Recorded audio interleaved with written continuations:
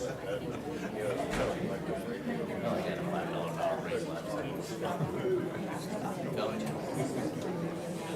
I would have retired. Now they just keep talking. Now they just keep talking.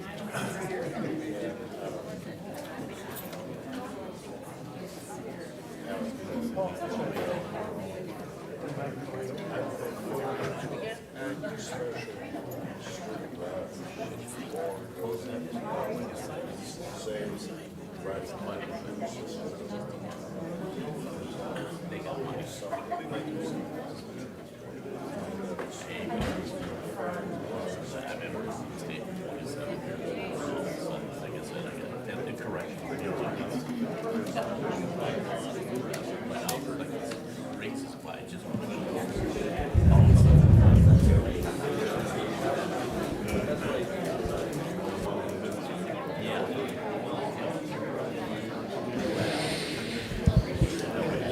All right, before I officially call this meeting to order, for those of you that just joined us, we do have a sign-up sheet in the back of the room for anybody that plans on speaking tonight.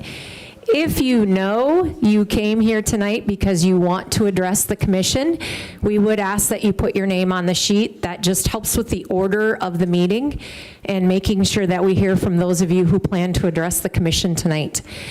If you want to wait and hear what everybody else has to say, and then decide if you have something you want to say that maybe wasn't said tonight, don't worry, we will make sure that we get to you. That just helps with the order so it's not awkward and people waiting to see if it's time to get up or not to get to the mic.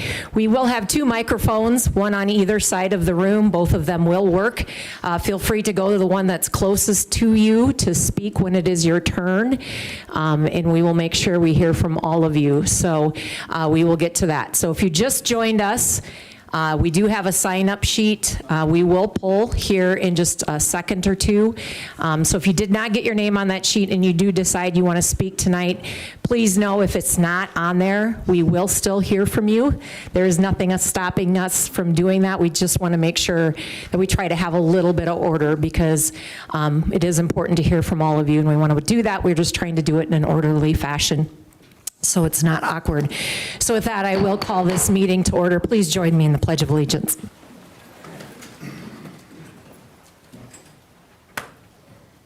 I pledge allegiance to the flag of the United States of America and to the republic for which it stands, one nation, under God, indivisible, with liberty and justice for all.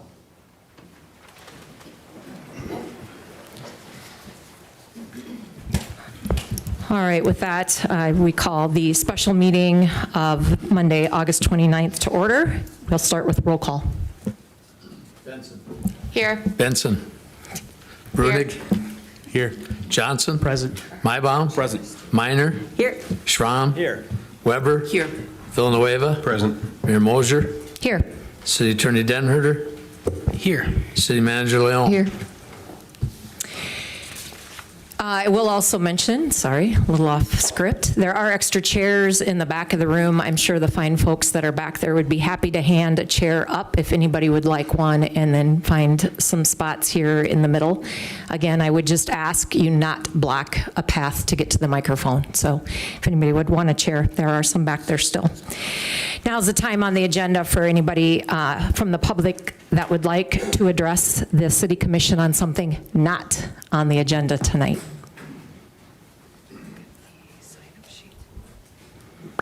Seeing no movement, and assuming all are here for what's on the special, what's on the agenda for the special meeting tonight, we'll move on to the consent agenda.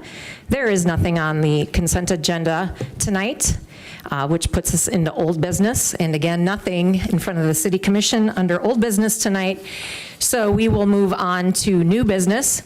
There is one item under new business tonight.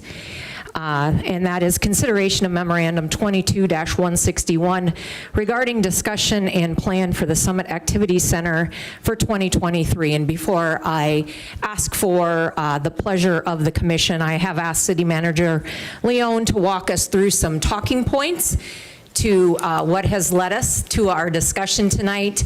And I know some key talking points and questions that have been raised in front of the City Commission, a little bit about the history that's led us up today, and some budget and things like that. So I will turn it over to City Manager Leon to get us started with that discussion. Thank you, Honorable Mayor, members of the commission, and public here.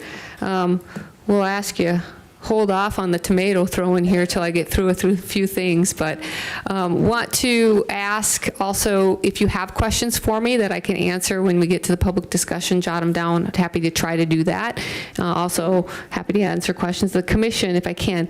A few things that I want to talk about that have been raised as questions towards me this week or last week, and hopefully I can address some of those points and maybe brings up some more discussion. I won't say I'm going to provide too much history because a lot of folks in the room have more history than I do, but I do have some background and want to provide some information and then offer a little bit of context to some of the things we talked about. So that will be useful to you, commissioners, as you weigh your options before you this evening and you decide how you choose to move forward.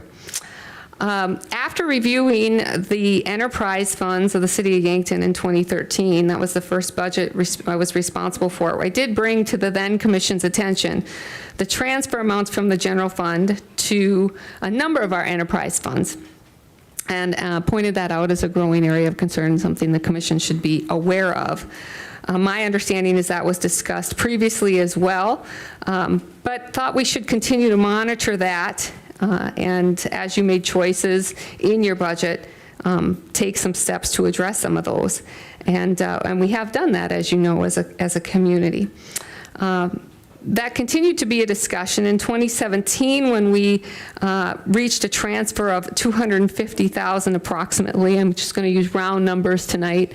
So it was 248, 262, but just for the sake of easy math, when it reached 250, I really started having more concern and some more meaningful discussions with the commission at the time about the path forward and where we were headed, especially roping in now discussions about competition that was occurring in the fitness arena.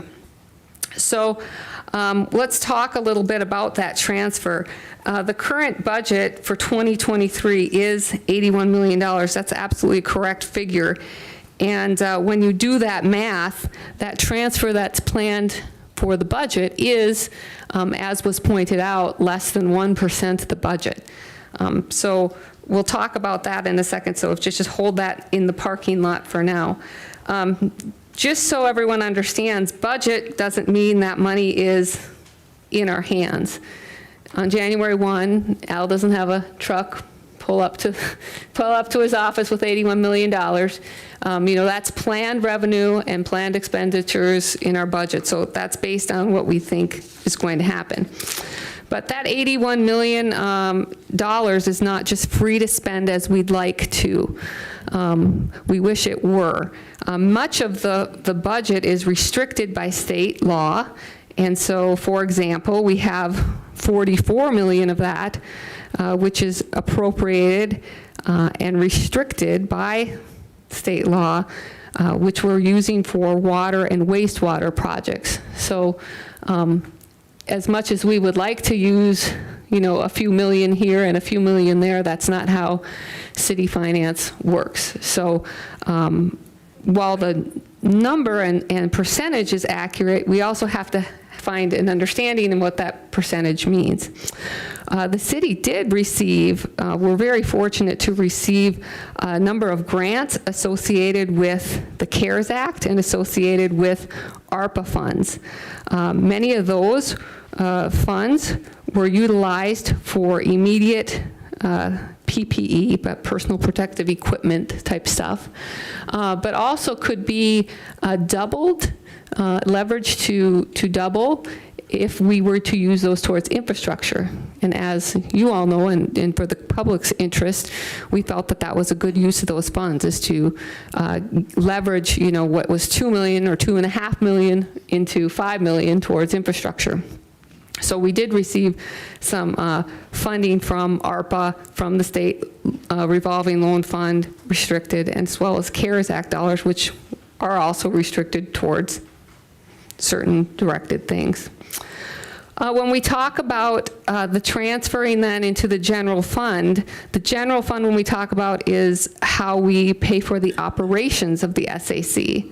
So that is funded by your sales tax. So when we go out and buy things in Yankton, 1 and 2 pennies for each dollar spent go to city sales tax. Now, sometimes if you buy something that is associated with what you call the BBB or the triple B, bed, board, and booze, then there's an extra penny which goes into your BBB fund, as you know.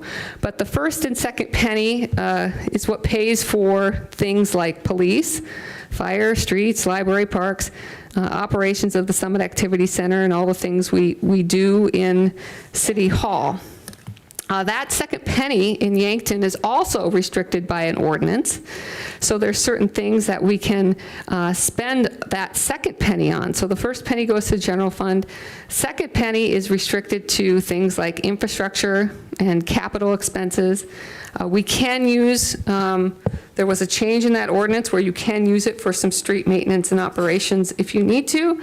But by and large, it's that 1 penny that you're able to utilize. So that's why we end up having to transfer in, because we just don't have enough dollars to cover the expenses in the general fund.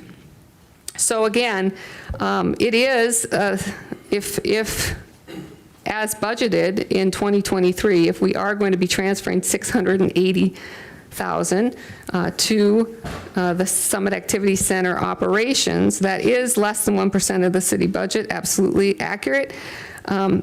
$680,000 is still $680,000, and that it's 10% of sales and tax and use tax anticipated, if that's interesting percent to you, and it's 21% of what our estimated property tax revenue will be. So when you think about that number in that context, that makes it a little bit of a different picture. And that's not really said to alarm anybody, but just to consider, you know, the fact that we do have some restrictions in our budget, and a lot of those things can't be spent on things like general fund expenditures. So I know we're going to talk a little bit more about dollars and cents this evening, and people are probably going to have questions. So I'm going to sidestep here just for a moment and talk about membership. So 2010 members, just by means of an example, we had 2,022 members. When I put together these notes, I think you got an updated report from the Summit Activity Center, so there's maybe 8 more, but when I updated these notes, it was 680 members, so that's not quite, but close to a third of the memberships we had just, 10 years ago. I wasn't here in 1993, so folks can maybe help me with that, but I think in 1993, the Summit Activity Center was almost one of the only fitness opportunities in town. Now, I do think Avera had some fitness available. Maybe somebody knows that this evening, but I think it was limited more to a focused rehab type situation. I don't know if we had what is now, I believe, Anytime Fitness, owned by First Chiropractic in town at that time. I know they did when I came to town. But fast forward to when we started looking at those transfers and them getting larger and larger, fitness in our community changed. So now, as you know, we have things like Anytime Fitness. Great Life has a number of facilities there. There's access to our facility in Great Life. Mount Marty University has a brand new facility. There's been some fitness studios as well, some yoga studios and MB Fitness. There's been some individuals.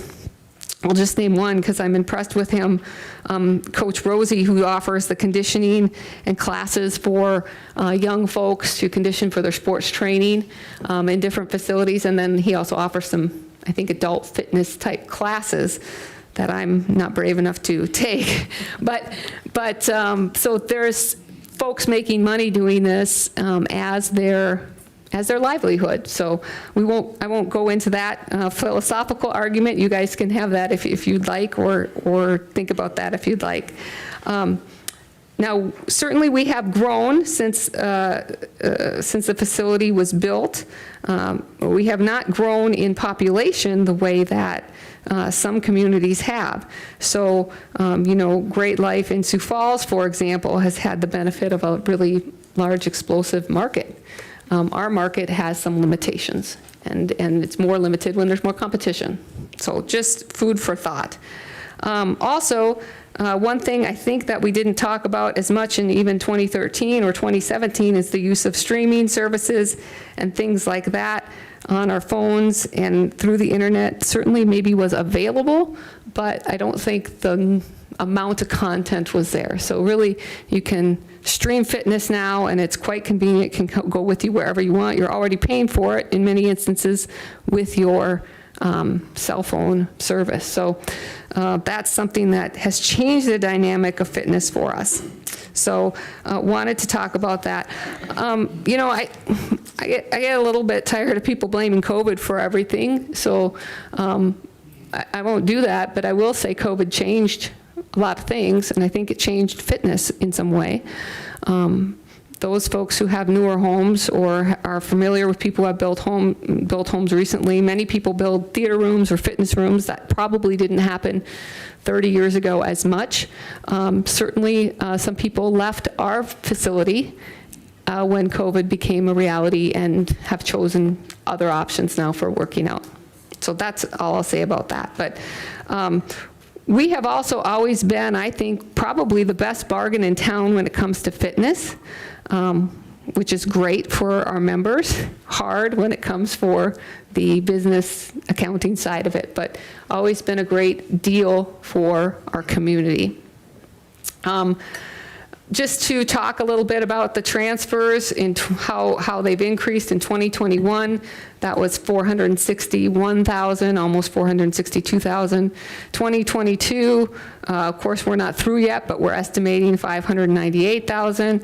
And then in 2023, we have budgeted that 685. I'm saying 680, but 685,000 as a potential transfer from the general fund.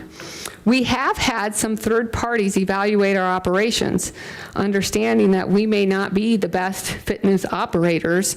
So we have had some third parties evaluate that, as you know, so the public is aware. They've turned us down looking at our numbers and citing the market that we have available to us. So that's not saying that there isn't another third party that could help us. In fact, we are still continuing to visit with other third party entities, different models, and we heard some suggestions last week from some people of some ideas to take a look at, and I think that's very valuable and something I would like to continue to pursue with the Commission's direction as being something that might be a real good possibility for us moving forward should you continue to operate the facility or operate it with the direction of looking at other options. So have also been asked, are you seeing membership bounce back? Certainly since the height of COVID, yes. Winter months is where people really realize, ooh, I got to get back in shape, or it's too cold to be outside. I need to do some. So this time of year isn't typically when we see a big bump in membership. We may see. I'll be interested to see what happens in January is when the fitness bump usually happens. But those bumps haven't happened like they used to. Let's put it that way. Absolutely, I've gotten asked this question. Absolutely, there's a choice the Commission has. The Commission can continue to operate as we are. The Commission can continue to operate differently there. It's the matter of making a budgetary choice as to what you want to do. So it's not that there isn't any possibility.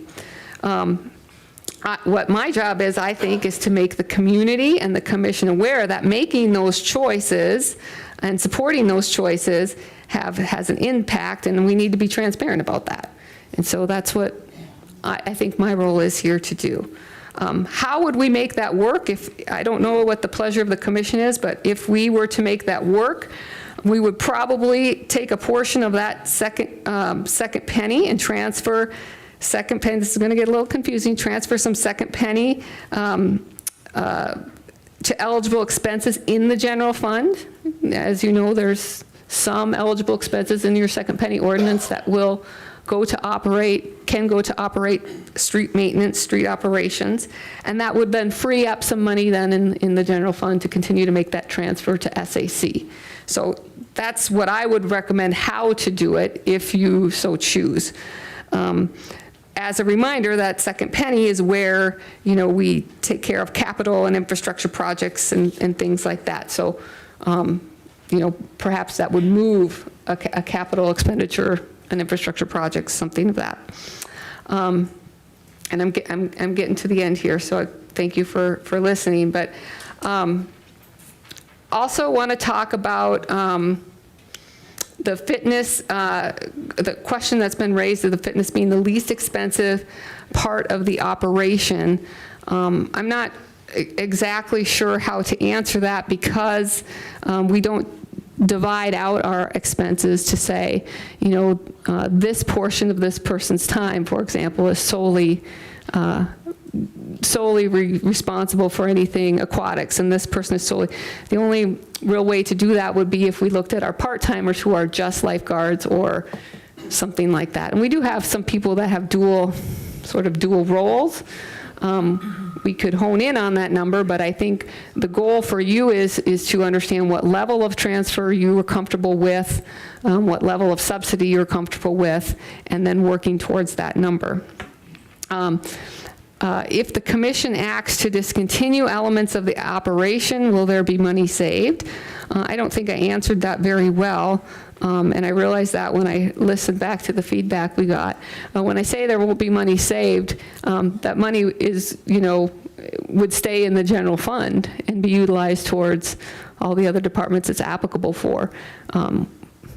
Just by means of an example, I think we're going to have a plan for $200,000 more each year, 2022, 2023, just in utilities, since we operate streetlights and have so many buildings. I mean, our utilities are going to be a big expense for us in the next couple of years, this year and next year. So when I say it's not being saved, what I mean is we're not, you know, we're not reserving it or restricting it. It's in the general fund already, and any department will tell you they could use it somehow in some meaningful way.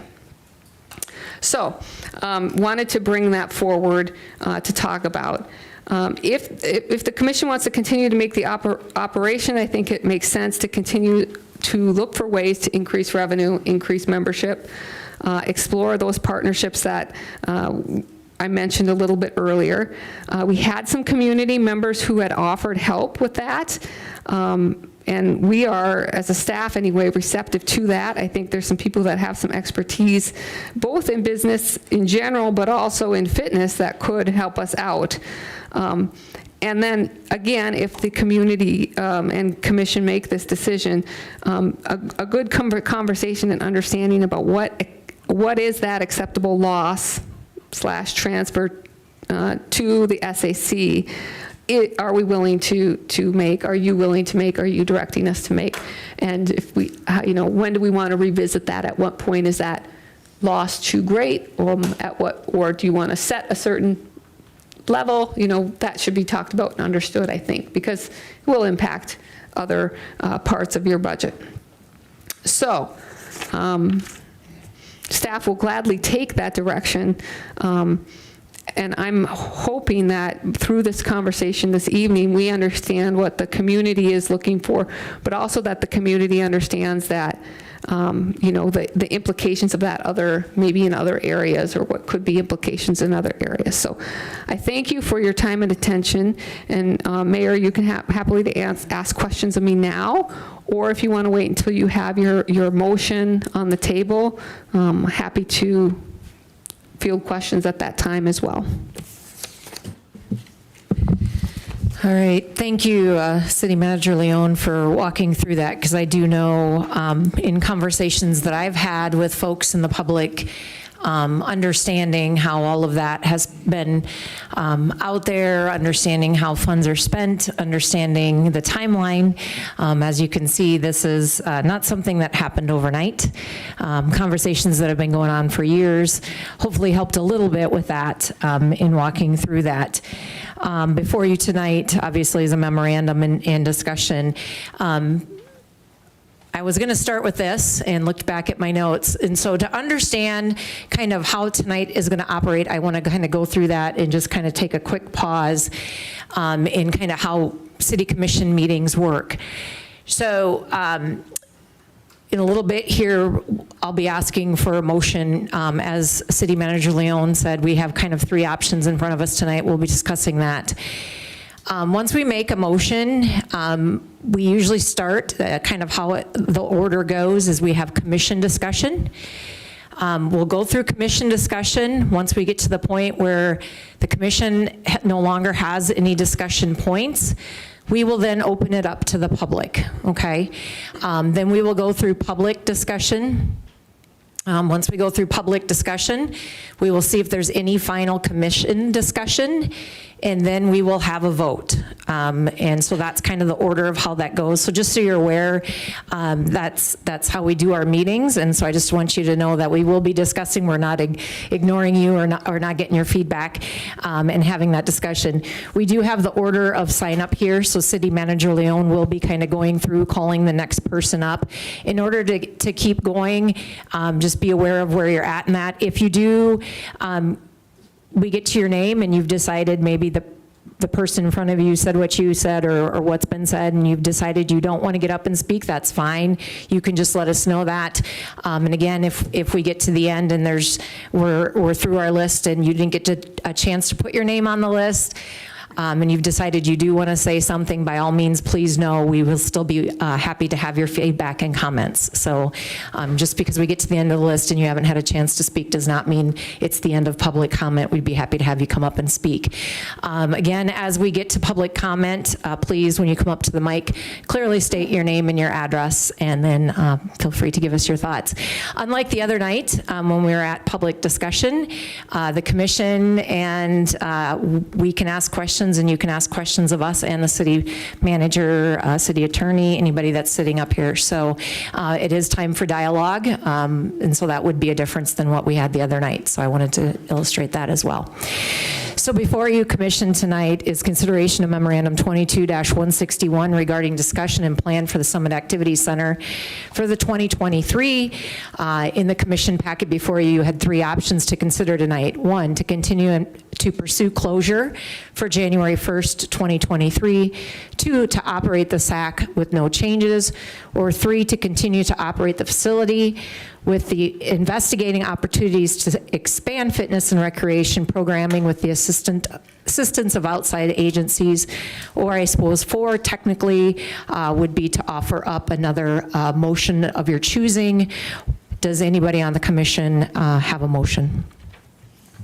Madam Mayor, I'd like to make a motion, but I do have a question before I make that motion.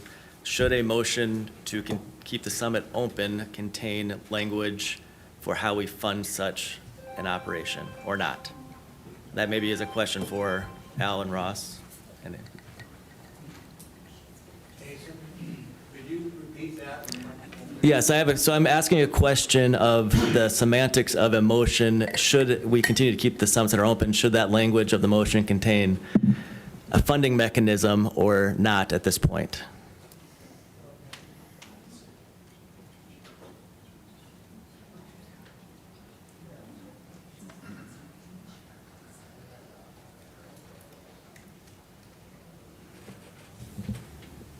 In conferring with Ross a little bit, I would say unless there's a major change in how you choose to fund it, we'll consider it that we're operating under the same auspices as before.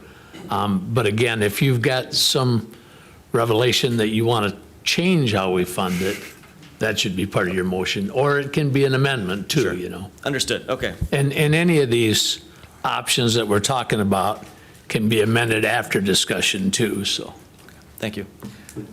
So I would propose a motion to continue to operate the Summit Activity Center facility while investigating opportunities to expand fitness and recreation programming with the assistance of outside entities. I would second that motion. All right, we have a motion and a second to continue to operate the facility with investigating programming with the assistance of outside agencies? I said entities. Entities, got it. Commission, is anybody on the commission have questions, discussion?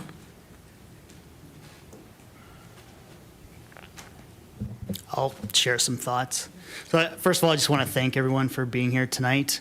It can seem like we're in an oppositional role here, but I don't think that's the case. I think part of our role is to get community feedback, and this is a very important community discussion we're having. So we've learned things along the way. Hopefully you've learned some things along the way, and the commission can react with that information going forward.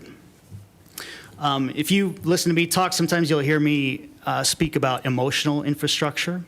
And one thing I've learned through this process is that I underestimated what emotional infrastructure the Summit Activity Center is in Yankton. People are very tied to it, and understandably so. It's a place where people have not only done daily fitness, they've created friendships there. It's a resource for their mental and physical well-being. So it's very understandable why people love the Summit so much. And if you consider its early history, being part of an opt-out project, I mean, there was a lot of community investment in this thing that was different from what any place else in South Dakota had to offer. So that's something that Yankton is very proud of, and rightfully so. And I guess at the end of the day, it's hard to put a price tag on love. So we'll talk about numbers, but we're also talking about love for the SAC. And that's what brought all of you out here tonight. So thank you for coming. But I should add that I will be voting yes on the motion before us tonight. I think it's the right way to go. However, I think we do need to go down this road with our eyes wide open to the challenges we face. This issue is not a new one. Some of you may remember in a former lifetime, I was a reporter, and I pulled up a story over the weekend where in 2010, I was writing about this issue before us today, where the city commission and city staff were concerned about the rising operational cost of the Summit Activity Center. So we're talking at least 12 years of history here where it's been a continual conversation for the commission and for staff.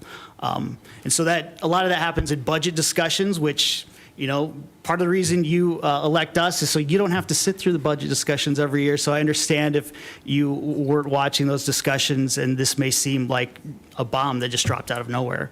But again, that's why we're here tonight, to learn from each other. So thank you.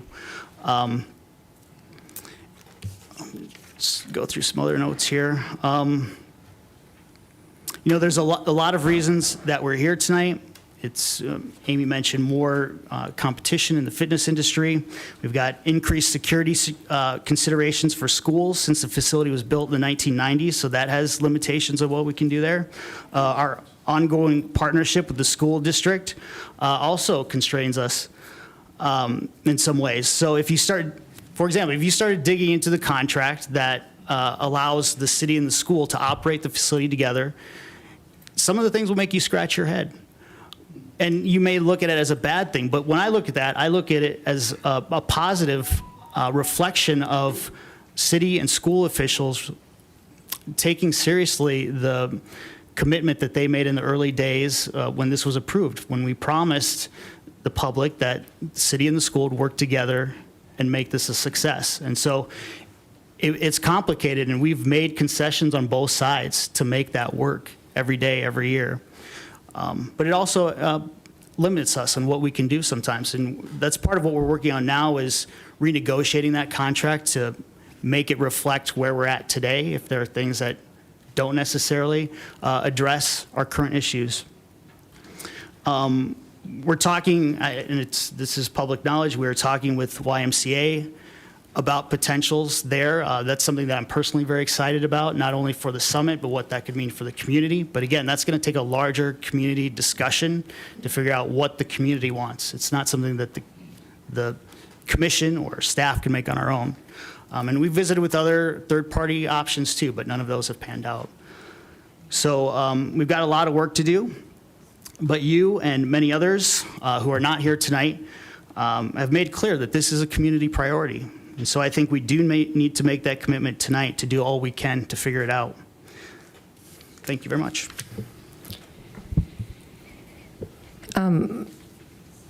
Amy, could you, or I'm not sure who, explain a little bit about, I guess, the cat out of the bag? A little bit about, I was going to ask to clarify third-party vendor and kind of conversations around that and what that means and what that looks like. Sure. So over the years, we've talked to a couple of different entities about whether or not they'd be interested in assisting us with the operation. To date, that answer has been no, probably not. Sans a large management fee, which of course defeats the purpose a little bit of having an additional party involved. And it's not just as Commissioner Johnson mentioned, it's not then just a partnership with the city. We're players with the school. So Dr. Kindle and his administrative staff are aware that this discussion has been breached with YMCA, and it's in its infancy. But anything that we want to talk about with them also has to be in agreement with that school. So with the school district. So nothing will be settled upon until we're able to bring both governing boards an amended agreement and any type of change to the operation that would impact YMCA. But of course, YMCA doesn't want to make a step forward with us unless they know that's something the community would support. And there's some other elements to their model. Their model is not just operate a fitness facility alone. As we heard last week from somebody that had some expertise, with YMCA, they have a model of programming, adult and youth, that's a little bit different than the model Yankton's accustomed to. So we'll need to talk through that. It might take some time. It might take a lot of time. Our wheels don't turn very fast oftentimes, and that's can be a frustration as well. But so that's what we're talking about with third parties. But also, I think the city, I can't speak for all you individual commissioners, but we're open to other third-party entities or ideas as well that could come forward that we don't know about today. And so, if there's other things that you want to bring forward or arrangements you or the public would want us to pursue or consider or take a look at, we certainly would do that. So that's where we are today. And, following your decision this evening, we will know how we're going to continue with the discussions.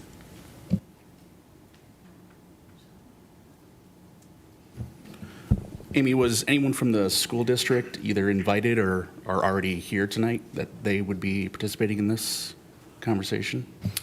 I know that Dr. Kindle and his admin staff are aware of this meeting this evening. Are you asking where involved in this meeting or involved in the discussion with YMCA? Both? No, tonight, knowing that this was a special city commission meeting specifically about the direction of the summit activities. Yeah, they're aware of the meeting, and I've had several good conversations with Dr. Kindle. We both are operating on an understanding that, nothing can happen that impacts our agreement until the governing bodies act on that agreement.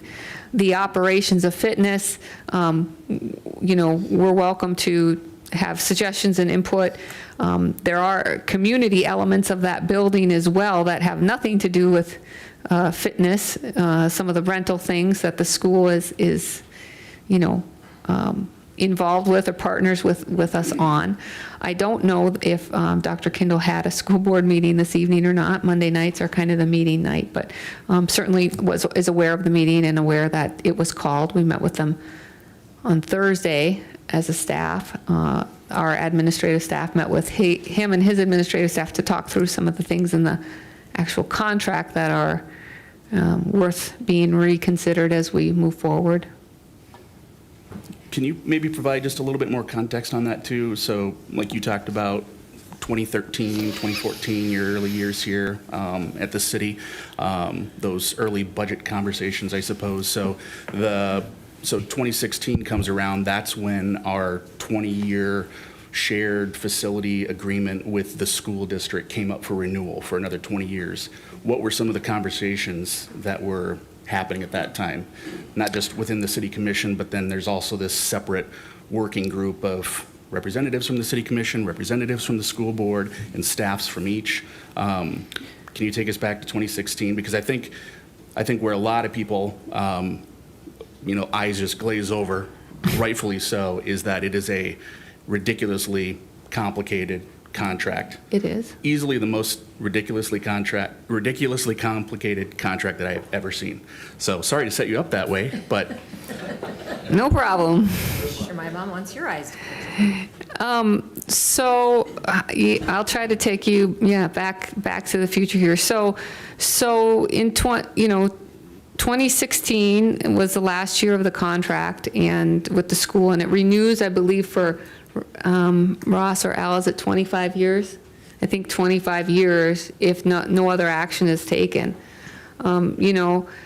Because I think partially because it's such a complicated relationship. It's not a bad relationship. I don't want to give you that indication. In fact, we have a great relationship with the school, which is part of why I think it's so important that we move carefully, because one of the things Wayne has been really good to teach me in my career is if there's a school decision, it impacts the city. If there's a city decision, it impacts the school, vice versa with the county, vice versa with all those things. And so we do want to move in concert with the school. There has been some discussion about, was that facility built for the school or the city, or both equally? Are they the same things? But I think because it was so complicated, it was really hard to dissect before we were at a renewal period. Also, when we look back at the history, about that time was when we really started focusing on Fox Run, and that as an entity of the city where we wanted to address and make some changes. So, I don't recall, unless, Al has a better memory than I do, us talking about doing something different at the Summit Activity Center, other than knowing we had this large transfer and we had to look at operations differently, but without an extensive renegotiation with the school district, that we were going to be unable to do that. And so I think that's why it's important now that that renegotiation is part of this discussion and part of future discussions as we move forward. So, I don't think in the future a 20 or 25 year, I can't quite remember if it's, I think we're saying 25, that's a good idea anymore, because the world changes too much in 5 years, or, we can't operate the same way that we did 5 years ago anymore. So I think that's one of the foundations of the things that we want to look at, is maybe not only simplifying that where it makes sense, but then also the timeline so it's revisited more frequently. Well, and I know we've talked about this at our capital improvements meetings multiple times, but it's a challenge because we are really at this point in time contractually obligated. If the school district wants to put in a brand new scoreboard that features video and it's going to cost $350,000, that is an expense that the city is contractually obligated to put 15% towards. If the school district wants to spend $500,000 on bleachers in the main gym, that is an expense that the city is contractually obligated to put 15% towards. It's the same with carpet, 15%. So these, whether everybody here is in agreement that the city should be contractually obligated for those kinds of expenses, that's perhaps up for debate, but at this point in time, we're contractually obligated to essentially earmark those funds. And it really does limit us when it comes to something as that's been described as, pretty simple operation at the fitness facility, that we've got quite a bit of money that's earmarked for all these other things, and it leaves us very little wiggle room at this point in time. And the one thing that I would just add is I don't see any reason at this point in time for the school board, for the administration at the Yankton School District to negotiate with us on this contract. It is of no benefit to them to negotiate the terms of that contract with us at this point in time. simply because, and I'm not going to call it easy money, but I really don't understand what the upside would be for them. Well, certainly, the school district is not our adversaries in this in any way. And we're not keeping score. So as we move forward, of course, Wayne and I can't make decisions or give direction without our governing bodies approving, but I think the school, or at least Dr. Kindle, is aware that, it's a complicated, as you said, it's complicated. It's not easy for anyone. We're going to lose some institutional knowledge if Wayne and Al ever leave their seats. We'll lose some of it, so it's going to be difficult. I think it needs to be clear for everyone to understand. It's a marriage, and not all the investments we make at our house are equal, at my house are equally financially beneficial, but, we're also making improvements to the aquatics facility, for example, and the school's paying for some of that, and do students use that a little bit, but it's primarily a community, so it's convoluted, but I think Wayne has been really receptive, I feel, as have the other school administration people and school board members when we've had the joint city-school conversation to, hey, if it's not working for one, it's not working for the other, right? So we got to talk and work it out. So I'm hoping we'll continue to go down that path.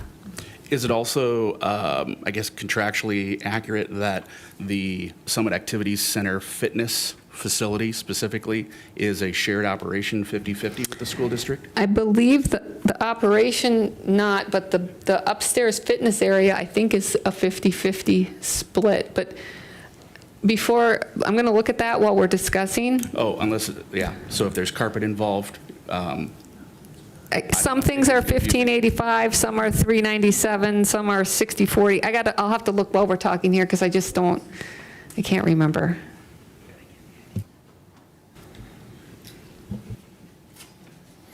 I guess I'd like to just say that how happy I am that we've got this many folks here. All of us here are trying to represent the community, and so you're looking for that input. And it's wonderful to see. This is by far the fullest the room has been. I've been on the commission. This is my first term. And this is by far the fullest that the room has been. We wouldn't have been able to have this room this full a year ago. And it's wonderful to see everyone. One of the reasons why I was in favor of not necessarily of closing the SAC, the Summit Activity Center, was more I was in favor of having the conversation, pushing this forward, pushing it into the spotlight so everyone can hear it. I think that you'll hear, like what Commissioner Maibaum was stating, there's a lot involved in it. And it's a matter of having the conversation. If we push this forward and nobody comes out, right? We know that this is probably the right move, it probably is. If we push it forward and we get a room full of people that say, no, this isn't what we should be doing, then we absolutely know that this is something we shouldn't be doing. You're looking for that community input. I appreciate everyone coming and giving that input. And I wanted to say that I see this as a positive. It's a positive for the community. Everybody wants what's best for the community.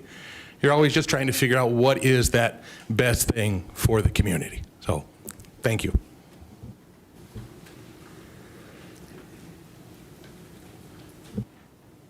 Mayor, just to clarify Commissioner Maibaum's question, fitness equipment and capital in the fitness area is 50-50, as well as the cleaning contract and capital would include flooring. Any other discussion amongst the commission? Just to clarify what Amy's talking about, we're talking about the upstairs portion of the activity center only. Again, it's a large contract, an agreement with school, and there's so many different variables, so just to make sure everybody's aware, all we're talking about on this 50-50 split is the upstairs second floor portion of the activity center. Thank you for clarifying that, Al. Any other commission discussion? Amy, call up your first public.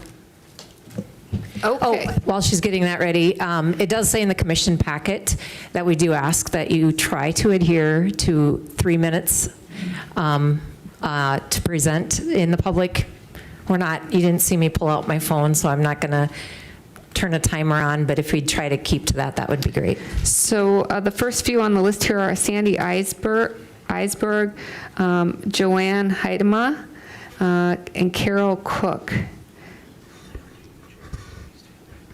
So if you guys want to come up to whatever microphone is closest to you, and then Judy Vanderhule, Carol Eilers, and Jolene. Okay, thanks. Oh.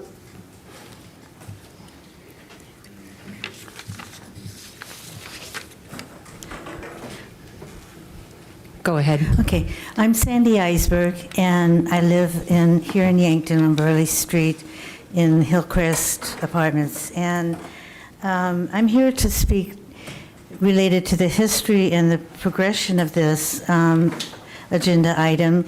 I think I was president of the school board when the bond issue went through, and I don't remember who I was married to then and who my kids were, but I do remember the bond issue. That made quite an impression on my memory. I wanted to relay the fact that it was a terrible process. Many of you in the room did help, and so did many in the community. I know that there have been a lot of individuals who've helped support and run that bond issue. It wasn't just one person, it wasn't just the school board. There was a lot of people working together. There was also a big number working against it, which became an arm wrestling event in the end stages when we were at the state Supreme Court with the protesting. I don't know if y'all remember, but it was agonizing. And I just do not want to go back there again, ever. And I don't think the community would ever want to do that again. It was very difficult. I want you to know that the atmosphere was just right then. We could go 50-50 because we were connected with the city. We could have a 50-50 vote. So if you had 51%, it passed, and those days of glory are gone. You know, people protest that anything that spells the word taxes right now, and it's just the way the economy is and the atmosphere is. Please don't go back to that again. If you let go of this, you've let go of your only chance to have this type of situation. We did it with the community in mind. We did it with the community, and I wanted to remind people of that. The climate was good there then, and it was just perfect for doing it. And please, let us know if, I don't think history repeats itself, but I do feel like that maybe we can give a little emphasis of what we went through at that time, and that we don't want to repeat that.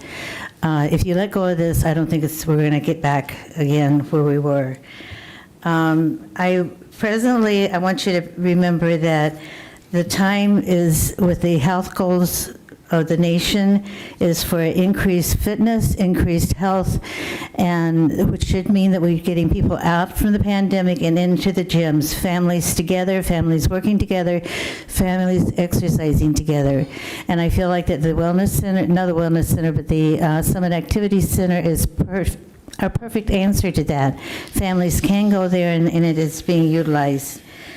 I would ask that why we're trying to change this, right now, and then you answered that, Amy, related to the financial aspect, because when I looked at the paper, and I don't read every word of the paper, but when I perused the paper, I got the idea that we were flush, and that's because the headlines say city makes more money than ever, or whatever, But I had no idea that we were dragging so much behind.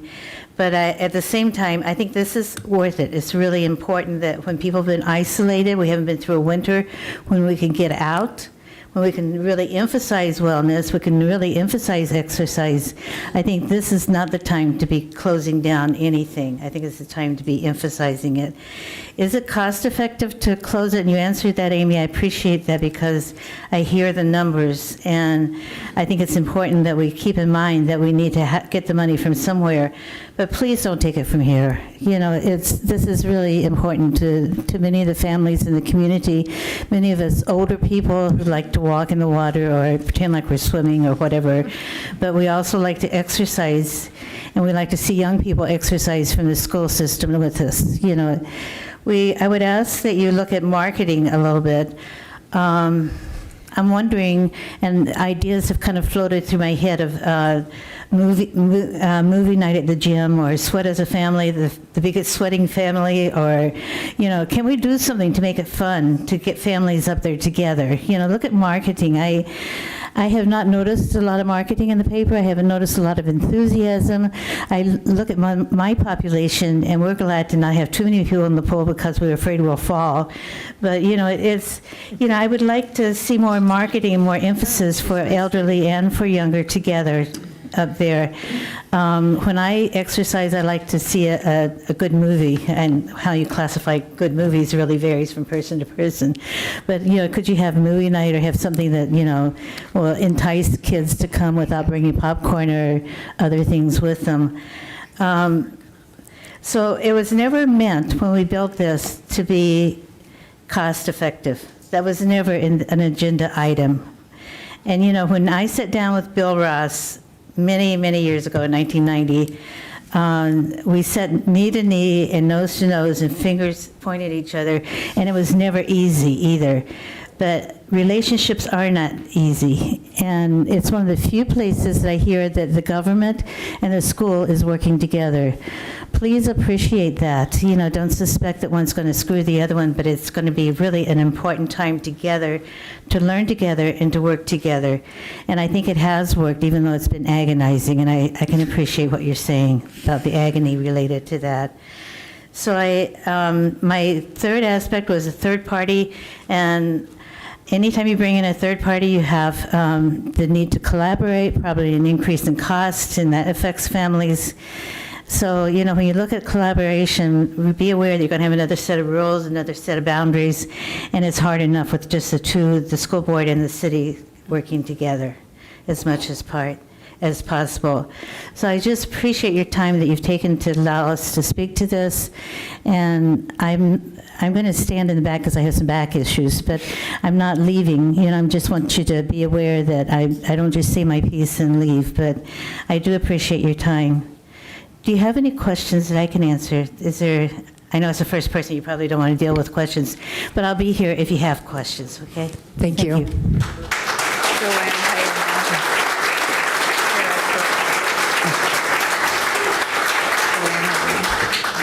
My name is Joanne Heidema, and I live at 801 East 15th. I do have a question. Is the swimming pool going to stay open, but they want to close the activity? Correct. So is the expense with the SAC, that does not include the swimming pool? We ask your question again, does the expense include the swimming The pool? expense of the 580 Yeah, so some that's- does that include the swimming pool? Correct. So it's operation of the whole facility. Okay, but they're going Not- to leave the swimming pool open? That's the intended, that was the intention. However, that's not, the motion on the table is to continue to operate the entire facility.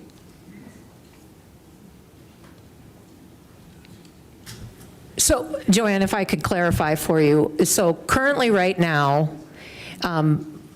what brought everyone here tonight is if nothing would change, the fitness part of the SAC would close January 1st. Right. The pool operation would remain open in some limited capacity. So the But with the swimming, motion on the table tonight, if it passes with at least 5 commissioners voting in favor of the motion, then it would stay open in its, stay open as it is now, with instruction to see if there's a third-party vendor that may potentially help us run it. Okay, so then the swimming pool, would that be open to the public? Yes, It would be. yes, Okay. That answers my question. Thank you. wonderful. Judy Is Vanderhill. Carol, hang on, is Carol Cook? You're going to skip, thank you, Carol. Judy Vanderhill, 510 Chalkstone Road.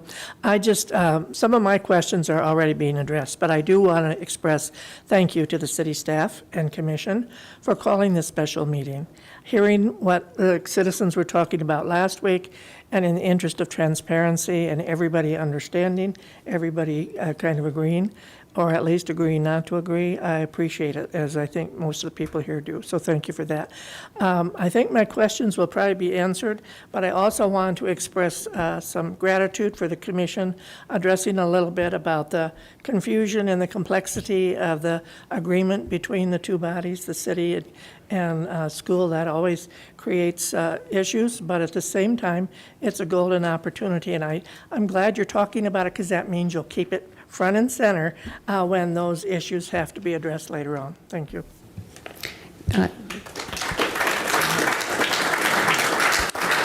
Carol Eilers, Charlie Gross, Renee Boza are next.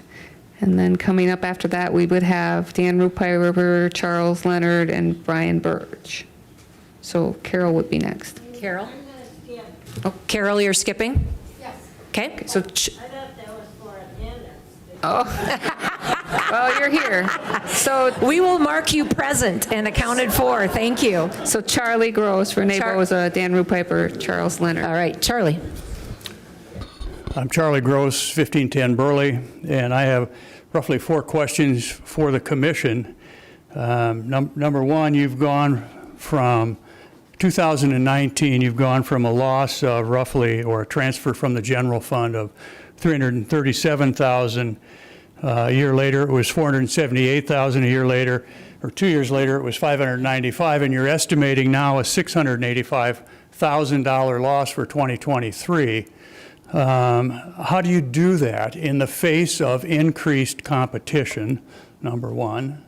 How do you do that in the face of the loss of memberships? You have roughly a third of the memberships that you had 10 years ago, and you're not going to get revenue back. So all you're going to do is increase the loss year after year. How do you justify that is my question to the commission. What are you going to give up? This is money coming out of the general fund, okay, which for the most part is property tax and sales tax. Okay, so do I give up police protection? Do I give up fire protection? Do I give up the library? What am I going to give up? At $685,000, you're talking about a real number.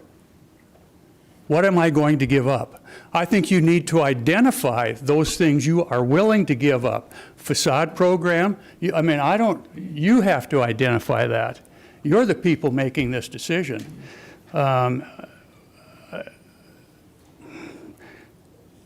To a point that was made a week ago, if you take not the $81 million budget, because we know that wastewater has its own source of revenue. We know that water has its own source of revenue. We know that solid waste has its own source of revenue. So let's go to sales tax and property tax. Okay, in 2021, that was a little over $9.2 million. In 1921, that was a $462,000 loss, so roughly 5%. In 2023, 2 years later, you're now looking at $10 million in sales tax and property tax against a $685,000 loss. So you're looking at a 6.8% of your general tax revenue, tax dollar revenue, for a facility that's losing members. You have to come up with a way to increase fees. I mean, there's a lot of ways you can approach this, but you can't continue with the current fee structure when you're losing this kind of money. And that would be the point I would make, and I would just say that I recognize I'm probably alone in this room when I say that, but there's 15,000 people out there in Yankton. We have 680 members. That means there's, what, 14,500, 14,700 that aren't members. Who speaks for them? Thank you.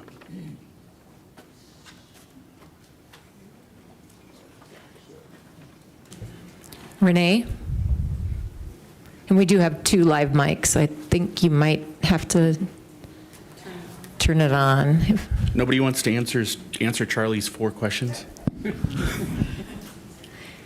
I would like to state that with what Charlie stated is absolutely, those are absolutely viable statements. And that's also why I think it's important that we push this to the forefront and we have these conversations. Mm-hmm. Yeah, I agree. I mean, Charlie, and we've talked about that, and I've said that to the commissioners, and they can attest. We make very, very difficult decisions that many times is very, very unpopular, and we know at some point we're going to have to choose our difficult, and I've told them that. We make this decision tonight, we know that down the road that difficult becomes something else, and it's going to be unpopular. I've also said the definition of insanity is doing the same thing over and over again and expecting a different result. And so we're going to have to get creative. So analogies aside, I understand that, and that difficult gets no easier no matter what that decision is tonight. Renee. I'm Renee Boza. I live on 1205 West 17th Street, and I'm just thankful that we have people willing to make these hard decisions, because this is going to be a tough one.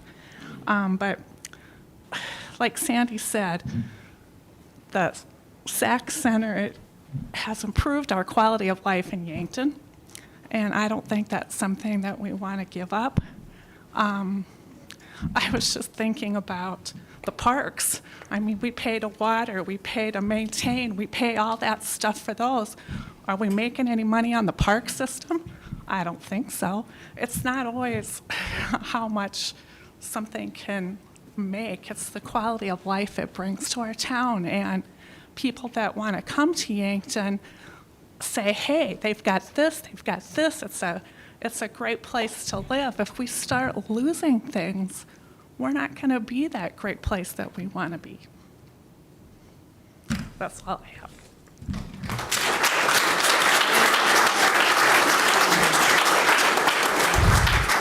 Go ahead, Dan. My name's Dan Rupaper, 700 James Place.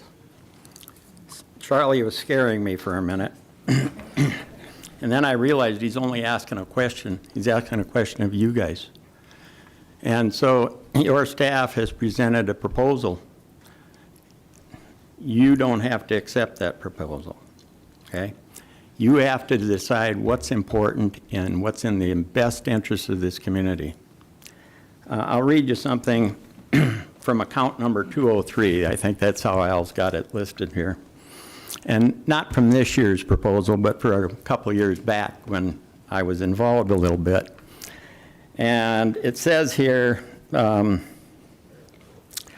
YHS SAC also serves as a community center, offering rental facilities, theaters, meeting rooms, gyms, common and aquatic areas. And the budget reflects all the revenues and expenditures.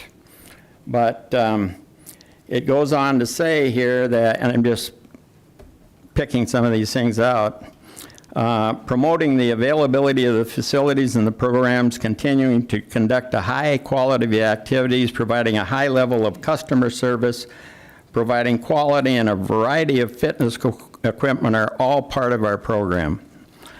And they wanted to provide that for the entire community. When Judy and Mrs. Eisberg talk about the struggles and you talk, Nathan, about emotion, oh my God. Back then it was more than just that facility.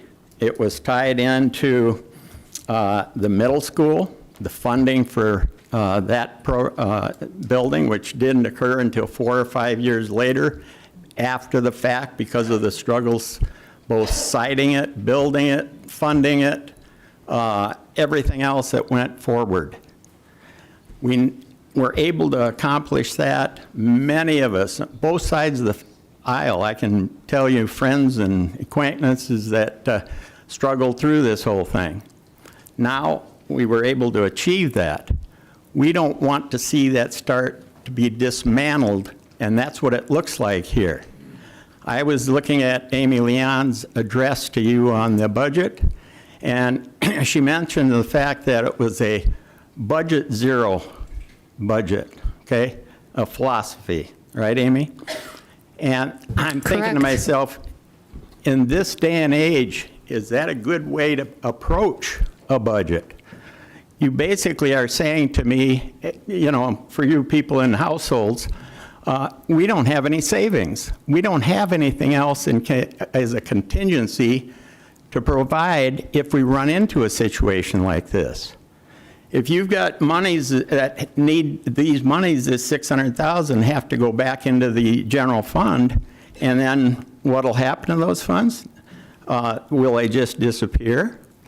I think it's a matter of prioritizing and taking a real close examination. I know it's really tough. I've been down this road. It's not just office equipment that you can rob from. It might be different areas. It might be a loader or something that you have to give up.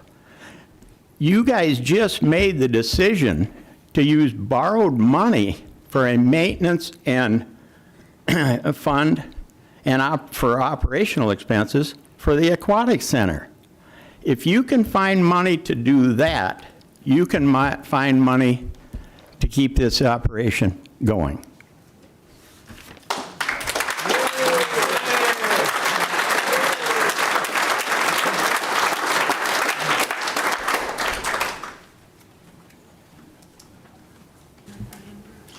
Charles Leonard, and then Brian Birch.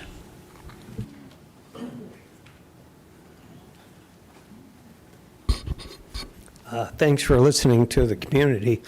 I always cry when I get in front of people, so I'm sorry. Excuse me for that. But I've been coming up to the Summit Center now for 5 years.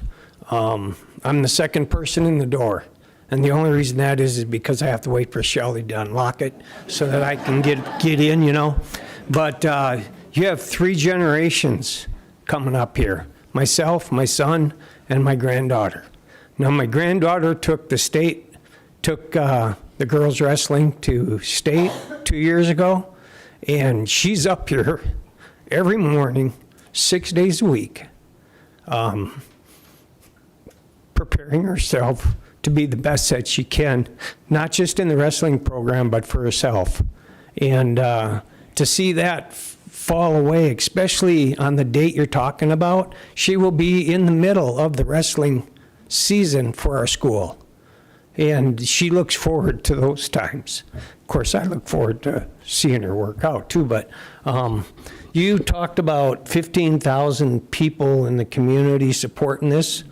Actually, you got to go out into the county, not just in the city, because I live in the county. Oh, I forgot to tell you, I'm from Gayville. So there's probably 25,000 people that have the opportunity to actually use this facility, going out just outside of the city limits.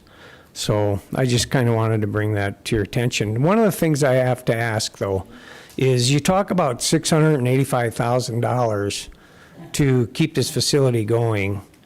What percentage of that money is used in that room upstairs as to how much is used in the swimming pool? Because I've been in construction all my life, and I understand what it is to maintain structures. And I don't think closing just that, because you're talking about keeping the pool open, closing just that is going to save $685,000 for the city. So that's kind of where I stand on that.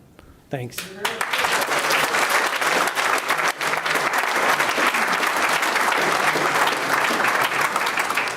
Good evening. My name is Brian Birch. I live at 3013 Mulligan Drive. I want to thank the City Commission for hoping this open forum this evening to listen to the citizens. I give a nod to everybody in the room. It's great to see people out here interested in city government.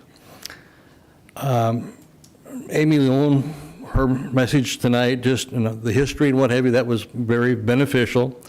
But as I sit back and listen, as the previous person just mentioned, and look at that $685,000 number, and we talk about closing the fitness operation, we haven't been able to define what that number is. How much is that really going to save? You know, what kind of personnel, utilities, what have you.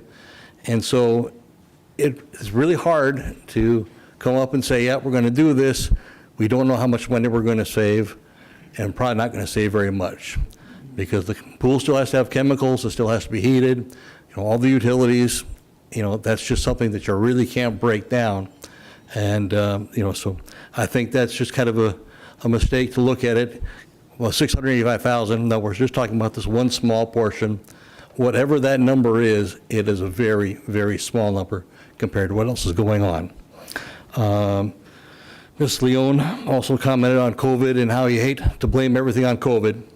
The community that I moved from, Hopkinsville, Kentucky, a city of 33,000 people, is currently evaluating their budget as well. And the thing they're faced with is the plastic recycling program. What to do with that? People aren't using it. Well, during COVID, the city of Hopkinsville shut down that operation, and they didn't have a buyer for those materials. So right now, they've started back up again. Lo and behold, there aren't enough members using the services because they were told to throw it all away. So it becomes a matter, I think, of re-education, re-indoctrination to the community, to the citizens of Summit Activity Center. It's been here for 30 years. How many people have moved in? How many people have moved out? You know, there's, you know, you don't get literature in the mail that says, hey, we have this facility, what have you. You don't get that. So I think it becomes a marketing issue that, you know, that's how you grow your membership. Amy commented about the January, the fitness season. Well, that's coming up. The city mails utility bills every month. Here's your water bill. Can't there be a little 3-page folded flyer stuck into your utility bill that says, hey, here's the services of the Summit Center? You know, that could go out once a quarter. Each month you could send out a calendar in there. It's free aside from printing costs and mailing costs. Well, mailing is included in the utility number, so it's just a little piece of paper that goes in there. Alert people that, you know, here's an opportunity that Yankton offers you. You don't get that anywhere else. This is not the time to close it. This is the time to be aggressive and move forward. There were a couple people last meeting that commented that they'd be willing to serve on some capacity. I also would be willing to serve the city to make this thing work. So thank you for listening to me tonight. I appreciate it.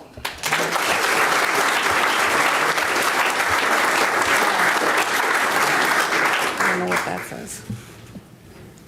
Gary?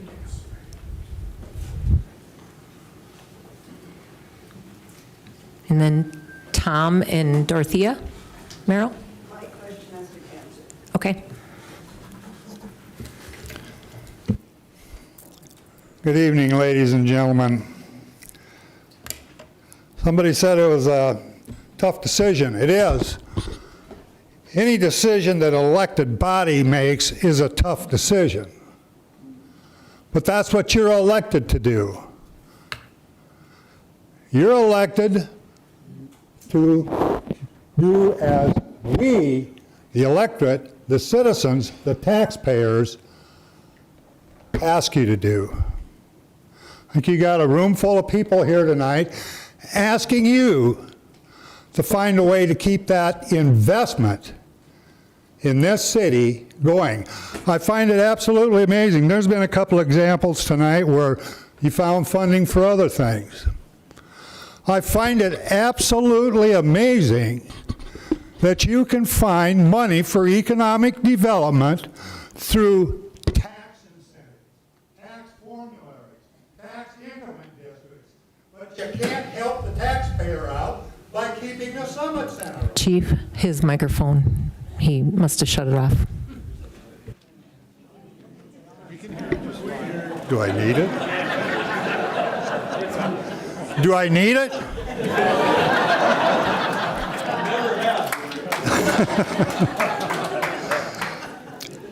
You know, and you talk about it being complicated. This process is perceived as complicated.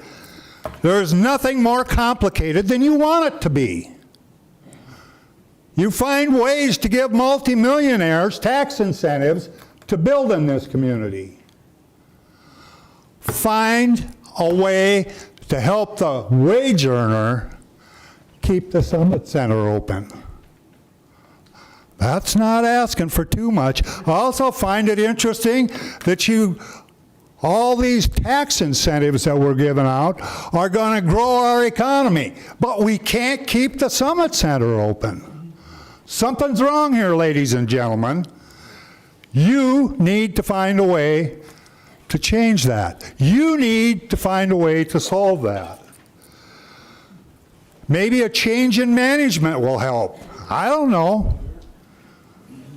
Maybe it's worth looking into. Have any of you looked into change of management or management style? Maybe the style of management has to be changed. That's not too costly, and it can be effective. Chief. Marketing. That's been said tonight, too. Thanks, Chief. Marketing. That's something else that can be used, and it's effective. And I spent 28 years in public service, and I looked at a lot of budgets. A lot of multi-million-dollar budgets, school budgets, county budgets, billion-dollar budgets for the state. I never found a budget where I couldn't cut some silly expense. You got to sit down and take a look at your budget very carefully. What have you over budgeted for 3 times in the past 3 years and had to revert money back to the general fund? I mean, that's a really easy one. But there are hundreds of ways to go into that budget and look at it and cut unnecessary spending. It can be done, and it's not difficult. As a matter of fact, what this body needs to do is put a citizen group together real quick like. And the right citizen group will sit down and they will mediate, they'll negotiate, and they will find solutions for you if you can't do it yourself to be able to fund the SAC Center. That's a fact. We got those people in Yankton. And I would think that most of those people would be more than happy to sit down and work with you and come up with a working arrangement. But I don't see anybody that's asked for that to happen. One more comment and then a question. Comment was made this evening that didn't realize what the public's perception or feeling was towards this. And the public sentiment, I think is the way that was worded. Let me tell you something. I don't run in any of your circles. I don't know why, I just don't. Maybe you're too young for me. But the fact of the matter is, on a number of occasions, I've tried to contact city commissioners. Not a one of you is listed in the phone book. Not a one of you has a listed email address. I suppose I could send an email through the city to a commissioner. But that seems rather burdensome that the city manager should have to read that and then communicate with you or give you a copy of it. I didn't want to talk to the city manager. If I wanted to talk to the city manager, I'd have called the city manager or emailed her myself. I wanted to talk to my elected officials, but I have no way of contacting you. Maybe you should publish your address, your phone number, if you want to be an elected official, your email address.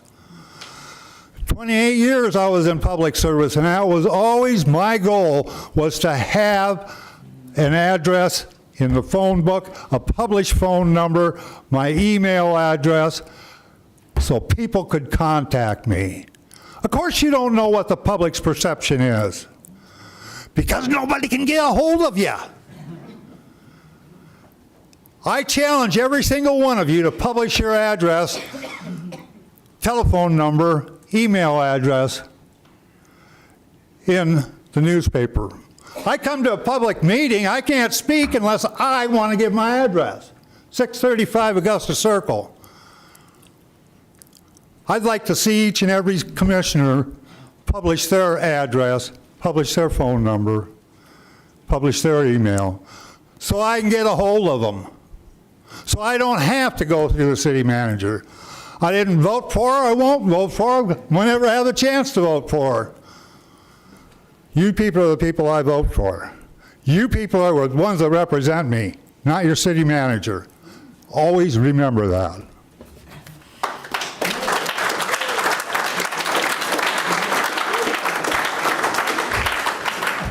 And I've stated it before, and I'll state it again here in public. It's 918 West 3rd Street. My phone number is 605-760-7738. I'm looking for input. I think most of us up here are looking for input. I'm not hiding. I want it to be known. So if anybody needs a business card afterwards, I would love to. Phone books do come, but when you have cell phone, it isn't. I don't have a landline. So if anyone needs to get a hold of me, please feel free to reach out. And if you have my number, feel free to give it to anyone else that asks. All right. So real quick, 2802 Kentucky Avenue, out by the airport. 605-760-1124. Ben and I have done this before.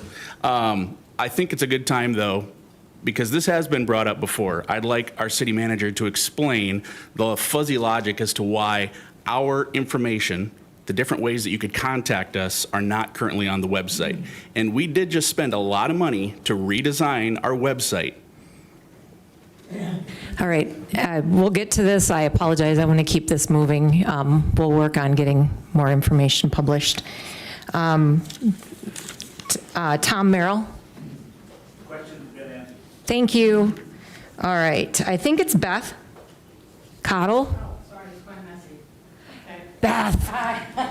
Had to look it up. It's a very beautiful signature, though. Fast, yeah. Okay. 1003 West 14th Street. Beth Cottle, and I'm the Director of Ability Building Services.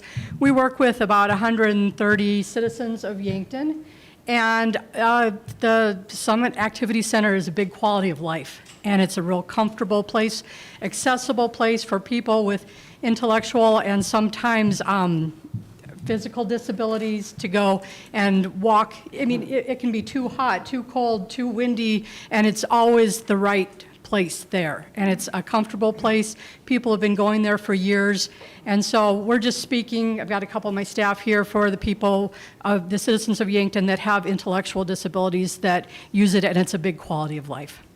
Thanks.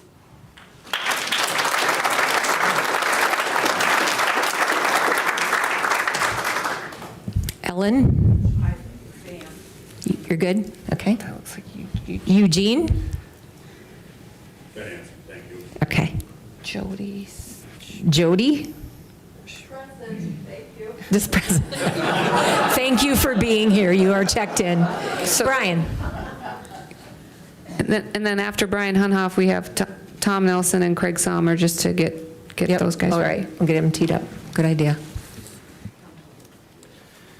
Brian Hunoff, 1308 West 17th.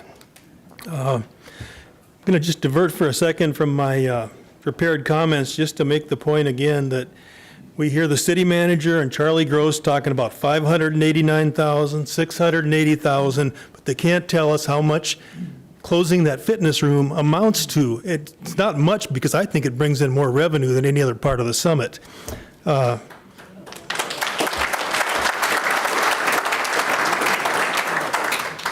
I'd like to begin, just share a few of the hundreds of comments I've collected in support of keeping the fitness room open. I collected a couple hundred of those. I gave you copies of about 20 of them, and I'm just going to read 3 of them. Kathy Hackett says, "What a blessing to have a facility that allows people to stay active and fit. We were going to get memberships for our family, and we're sad to hear the news it was closing. This is a bummer." Eileen Summer says, "If the pool is staying open, how much money does one extra employee watching the weights really cost the city?" And she adds, "I hope this has nothing to do with the city partnering with Great Life." King Ainsburg James says, "Where are the seniors going to exercise? You have people in their 80s and 90s there several times a week. Seniors don't like change, so they're probably just not going to exercise anymore." Another comment I've heard is, "How can a city program be terminated by staff before final commission approval at budget time?" And the way it was executed certainly seems like the termination was executed. You know, they notified staff that the jobs were gone. They sent letters to everybody saying, "We're closing December 31st. Seems to me the commission should have acted on that before all that was sent out. A P&D editorial said, "People who want the fitness center to stay open should come up with some solutions to the deficit." Now, I'm going to say again, I don't think the fitness room amounts to a whole lot of that deficit. But I accepted the challenge for the facility as a whole. I'm just going to give you a few of those. Install a keyless entry system. That would save some on staffing costs. Raise rates $10 a month. That's going to increase revenue and will still be the most affordable gym in town. Contact the large employers and negotiate some mutually beneficial deals to give memberships to their workers. That should be something you could effectively message to them, because it's going to make for healthier, happier workers, and it's a good perk they can use to recruit workers. Everybody's trying to do that. We need to promote the Summit more. I mean, promote it as the best gym in town at the lowest price in town. And even if we increased it $10 a month, we're still the lowest in town.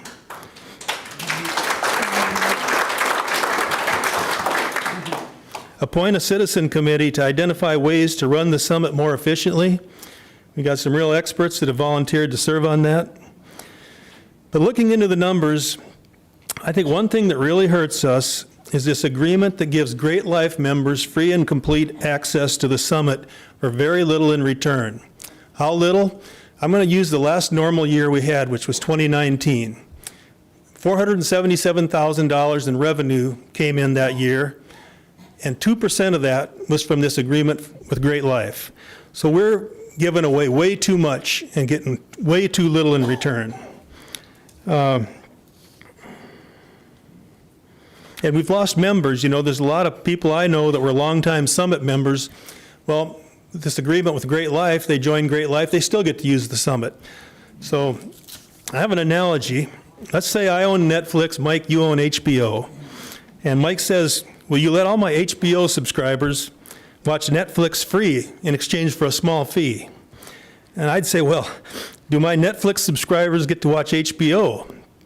I don't know. Mike might say no, but it looks to me like the city never even asked Great Life for that in return, for that reciprocation. The way I see it, that deal made in 2017 doubled the value of a Great Life membership while simultaneously devaluing Summit memberships because of how little we gave them away for. We who think the Summit is a superior facility have a hard time understanding why the city would do that. The city doesn't promote the Summit much these days. But you know who does? Great Life. They market the Summit loud and proud. They have material that says, "Yankton Summit Activity Center is now free to Great Life members. The 40,000 square foot facility includes a heated pool, water slide, 2 gyms, indoor walking track, extensive cardio equipment, free weights, 8 outdoor tennis courts, 2 softball fields." We handed the Summit to our biggest competitor on a silver platter. It's called giving away the store. Makes no sense. None of you would do that in your own business. Great Life is eating the city's lunch on this deal. You look at this stuff and you can't help but wonder if the Summit has been managed to fail. We got to get out of that deal as soon as possible.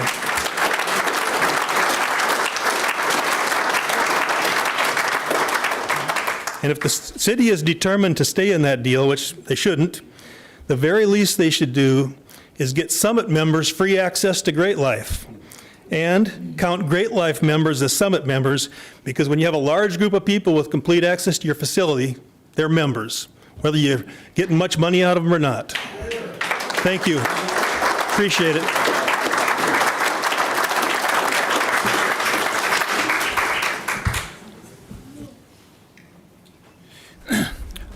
My name's Tom Nelson, 1602 Dakota Street. Just some history. I did serve 3 terms on the Parks Board. 3 terms is 9 years. 7 years I was appointed chairman of the board.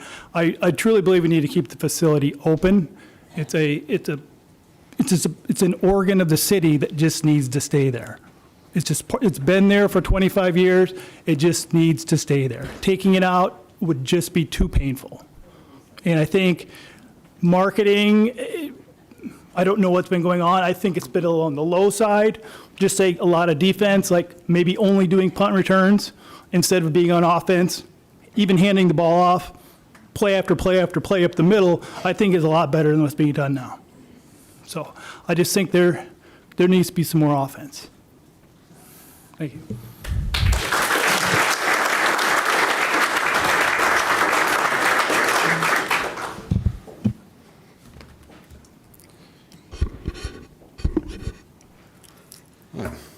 Good evening, Commissioners.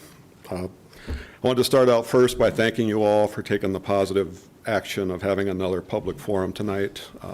Can I have you state your name, please, for the record? Sorry, Craig Summer, 1705 Douglas Avenue here in Yankton. That was a very positive sign, and I kind of rethought my questioning for tonight when I came because of this, instead of what I was going to say next Monday. So I'm trying to keep it positive. I wanted to take a different approach.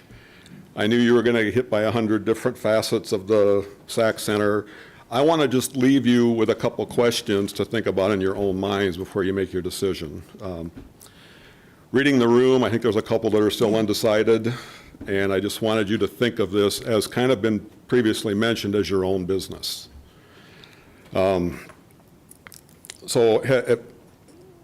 I'm assuming most of you have talked to at least 3 or 4 or 5 members in the last couple of weeks. You've got input on what they like, what they'd like to see changed. It was just previously mentioned about marketing. So I'm trying to pare this down because a lot of it's been asked of you already. But the marketing aspect, the Great Life does. For as long as you commissioners have lived in Yankton, not been on the commission, for as long as you've lived in the city of Yankton your entire lives, have you seen marketing about the Summit Activity Center other than a Great Life? Ever, anywhere? City website, newspaper, Facebook, Twitter, Instagram, whatever you're on. Have you ever seen it? Yes, they used to. Used to. Thank you. Currently running on KYNT. Good. Well, good. Thank you. And other than the marketing, we were talking about the programming, and I am certainly not a programmer. I don't know what would be best for the members out there, but I did want to have a little research on it before I came and spoke tonight. So I spent a 2-minute Google search, pulled up the first programming option you could find on the Summit Center's website, and this is what I have.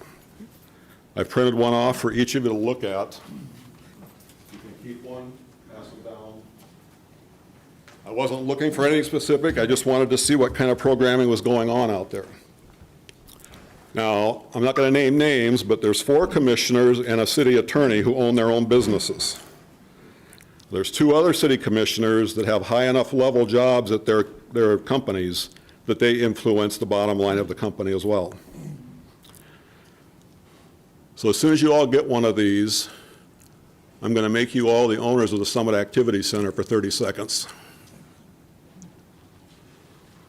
What I'm handing out is on the website. You can go find it. It shows the first available week of programming in the Summit Activity Center, which is in October, which is in the Summit Center's winter hours. They're open 94 hours a week at that time of the year. This is an entire 93 hours, 7 days week programming There's 6.5 hours of actual programming going on up there in the fitness center out of 94.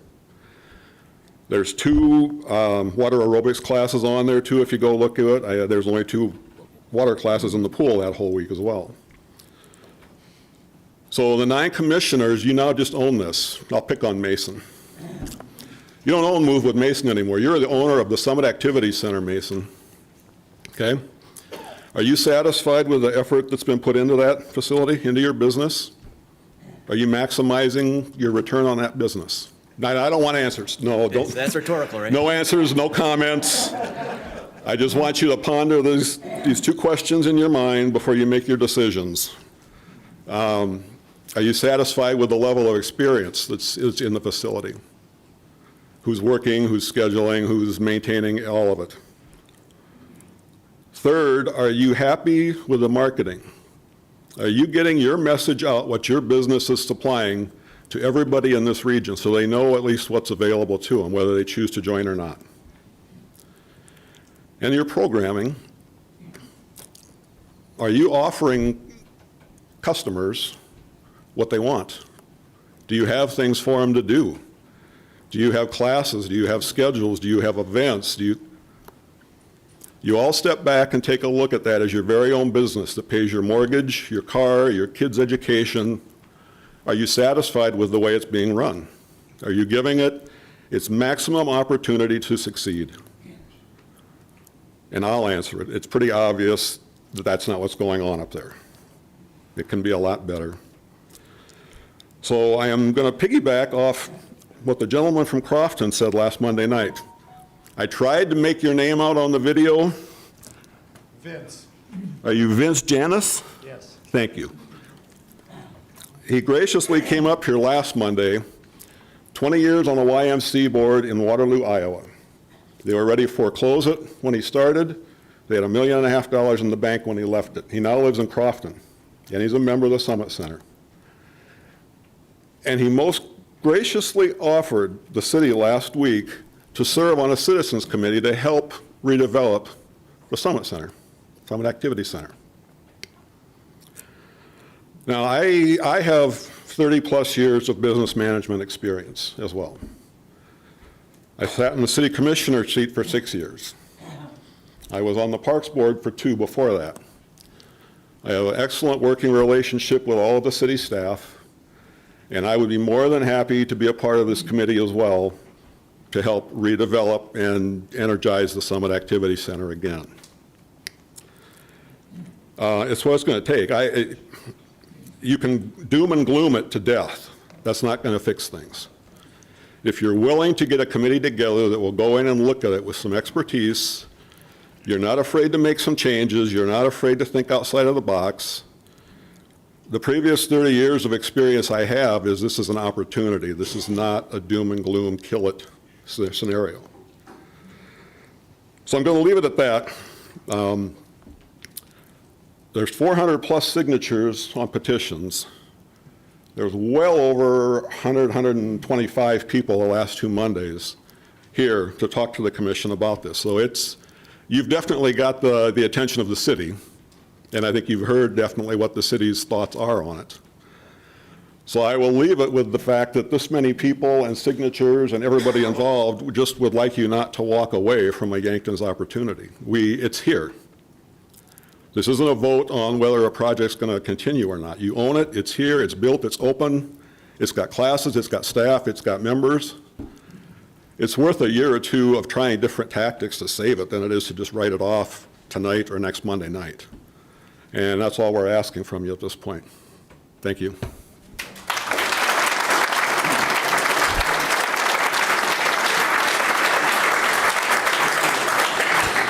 Sharon? I have nothing new. Nothing new to add, Sharon? Okay. Kevin? I have nothing to add. Nothing to add? Sam? Hi, my name is Sam Mason. I live at 817 Park Street here in Yankton. I've lived here for 18 years now. I work at Ability Building Services, and I've worked there also for 18 years. So tonight I'd like to talk a little bit twofold on a personal and a work-related level on the benefits of the Summit Activity Center. Many of you might not know me, but you've probably seen me walking variable places through town, on the trails, on the roads, swearing, singing, sweating, all the way through.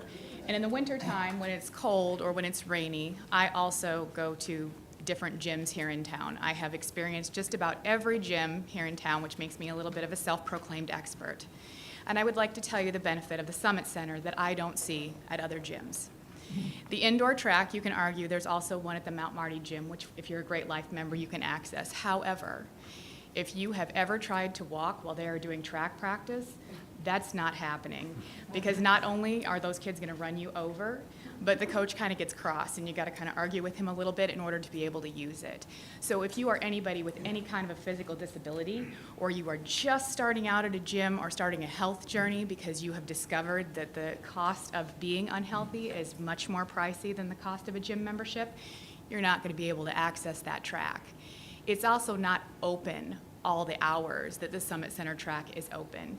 I see people at the Summit Center who are recovering from surgery. I see people there that are in rehab. I see people that are there that are a little bit slower, that maybe don't want to deal with kids that are from college, looking at them and talking about them, because they go early in the morning and they're not going to see as many youth as they will during the day. Also, there's people with physical disabilities that we assist to take to the gym. And one thing that we work on is doing education, experience, and exposure, the 3 big E's, which plays into marketing and all kinds of things. But I would like to tell you a story about a young lady who started a class with a gym member who belongs to the Summit Center. And she started taking 3 ladies that all have different physical impairments to the gym. And it started a couple times a week. And those ladies now go more often. And this one particular young lady has started going on her own. So she goes every day of the week, whether it be on the weekends or during the week, during her class time, if you will. And she has been losing weight, and she has been feeling better, not just about herself physically, but mentally.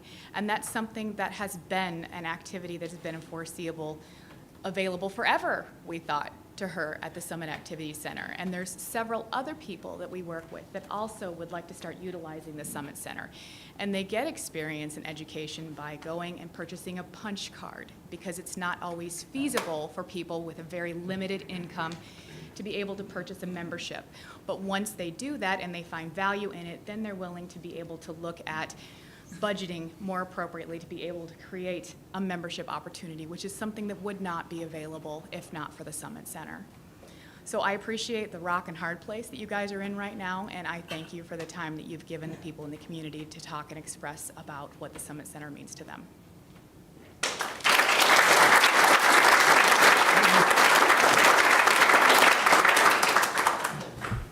Jim.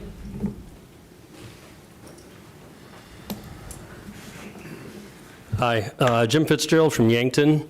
Just piggybacking on a little bit what Amy started with, about in the early 90s, after being here in Yankton about 4 or 5 years, I was involved in getting a fitness center started, and it was called First Fitness. We were asked through our clinic by many people since you're in the healthcare industry, that it might be a good idea to get something like that started. So we did. The only other game in town at the time was the hospital, the wellness center. And so we made a leap of faith. And so we did that in the early 90s. By the time we started, shortly thereafter is when the Summit Center thing came up. We probably, I don't know exact year, probably opened in 94 or 5. I think the Summit Center was a year after. There was definitely a need. There was a huge need, because within a year we were up to pretty close to 600 members and was utilized a lot. So that happened for about a year. Within a year probably of the Summit Center being open, we had 250 members. And one of the reasons is that there's no way that a private entity could compete with a public entity like that. There was just no way. They offered way too much. Besides offering as much as they did, which was great, it was great for everybody in the community, but the cost they were charging was so astronomically low, there's no way that we could compete and have a functional business in town. You just couldn't.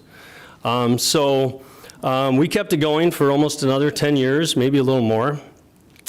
We subsidized it until it just got too much. And we couldn't right the ship. We talked to people to help us right the ship. We decided if we were going to bring on a management group or not.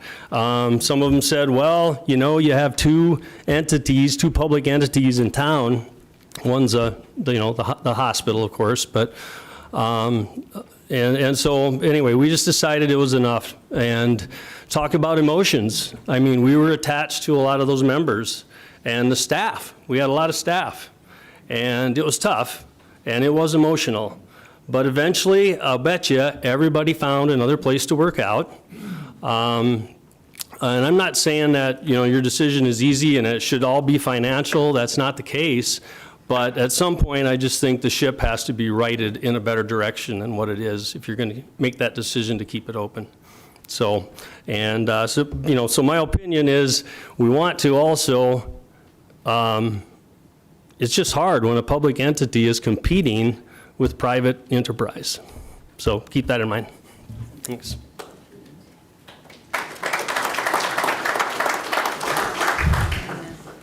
Lynn Peterson. Dan Tacky.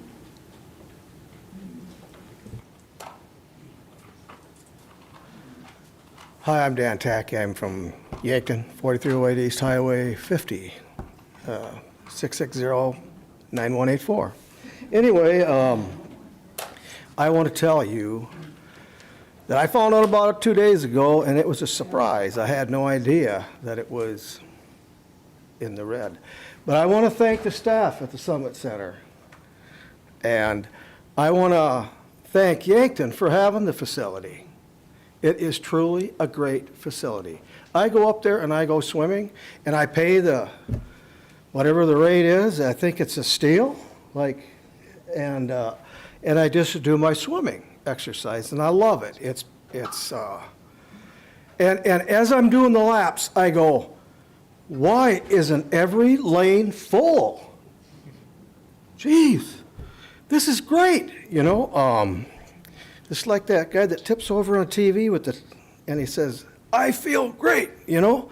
That's the way I feel and I think everybody in the community would feel that way. And we've got towns around us. We got, you know, this thing is a diamond in the rough, is what I'm saying. It's a, you know, if you ever look in a stream and there's a big diamond in the bottom or a piece of gold, that's the Summit Activity Center. You know, it was, and you know who I was in the beginning? I was one of those people that was against it. It's going to cost too much, we'll never be able to afford it. Well, now we're at the point where we're got to make those decisions. It's a great facility.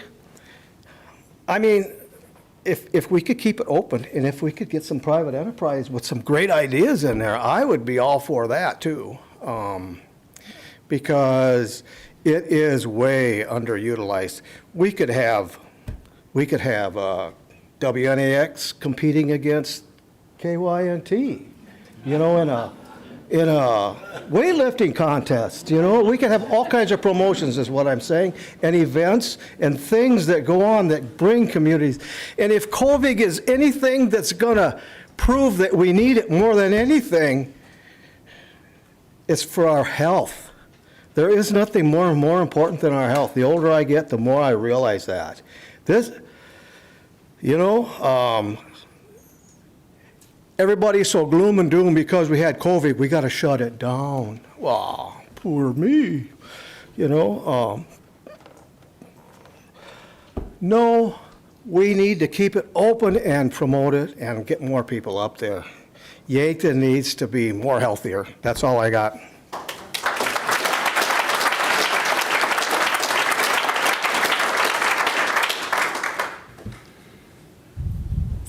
All right, as promised, that is everybody that signed up. So we did get through everybody on the list, but I do want to give everybody a chance that didn't get an opportunity to sign up or that didn't sign up that does want to speak. Yes, please go to the mic and give us your name if you would, please. Hello, my name is Joshua Schmidt, 1308 Mulberry Street. City Commission, thank you for this meeting and thank you for all that you do. I know you have hard decisions. Just to speak plainly, I'm for the Summit Center. I'm there for about 4 to 5 times a week. A lot of this community uses this center. However, I do have some concerns or some encouragements for you. My first encouragement is when you're making a decision of this magnitude, my encouragement would be don't start off by saying, okay, we're just going to close the Summit Center. Maybe get some feedback first, okay? Because I know that I've been hearing the reason this has been going on is we want to bring this to the forefront, which is great. But don't start off by saying, okay, we're going to close a building that a good portion of this community uses, okay? If you wanted feedback, just said, hey, we want feedback. Okay. Also, this question's been asked a couple of times, and I do think it's something to be thinking about, is how is the initial thought process of just closing that upstairs room, that upstairs level, what amount of money is going to be saved? That has not been answered.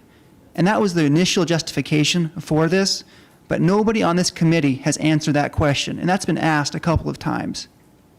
Okay? And I understand the importance of saving money. I understand that. I work at a church. You got to save money. You got expenses, okay? But if you're going to go around telling the community we're saving money, but you can't give that answer, that's something that you need to be aware of. And my encouragement is be aware of that next time you come across something like this. And then third, I haven't been in this community very long. I've been here for about 5 years, so I don't know all the history of the school and with the city. And I think that's something beneficial for the public to know because you're getting a lot of new people moving into this community, helping understand the history. That would be a good thing as well.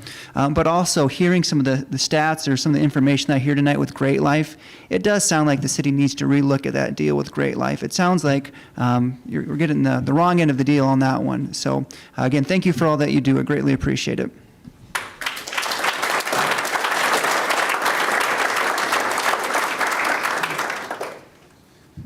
Hi, Jordan Mueller. I live here in Yankton, 812 East 18th Street. I've been using the same weights up there since I was 16 years old.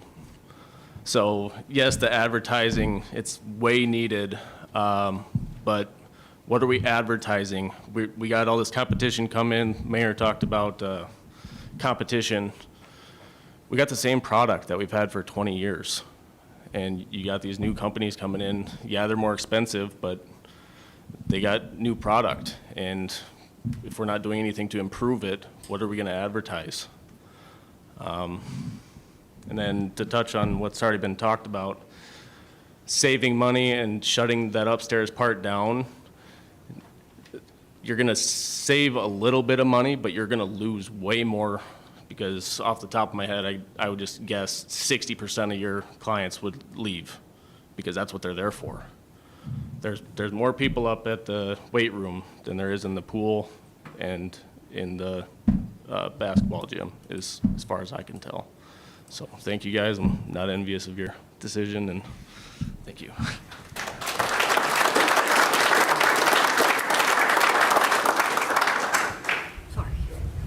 My name's Patty Conrad. I live at 718 West 8th Street. I moved to Yankton about 4 years ago. I didn't even know about the Summit Center. It's like Yankton's best kept secret. So I just really think that we need to get the word out that there even is such a great place. My children and I, we've been members there now for the last couple of years, and we love it. Whether it's the swimming pool or the fitness center, we use them both. Now, I think the swimming pool probably uses a whole lot more money than the fitness center, and there's hardly anybody ever in it. The hours for families to go swimming are very few. And I think that's something that should be changed. If we want it to be a family center, we've got to have it open for families, not just a fitness center. Swimming is something families can do together, but there's so few hours every month that are open for families to actually go and swim together. I really think programming was said. Yes, let's get some new programs going, not just for the adults, but let's get some going for the teenagers and the young people going. There's a lot of talent in this community and a lot of talented individuals. Let's tap into some of those people that would be willing to teach a class on different things. And it wouldn't even have to be the fitness center or the swimming. There are other tables and stuff available for a teenage craft night or a 3rd and 4th grade craft, or, you know, there's a lot of possibilities and a lot of potential for that building. And Brian mentioned a lot of things that are available at the SAC Center that I wasn't even aware of, because it's not marketed. It's not promoted. So I want to look into some of those other things that are available. And don't just use the newspaper to get the word out. There's a lot of people that don't get the newspaper. I love the idea of including the information in like a utility bill. Everybody's got one of those. So thank you for listening to me. Thank you for your time. Thank you for your effort.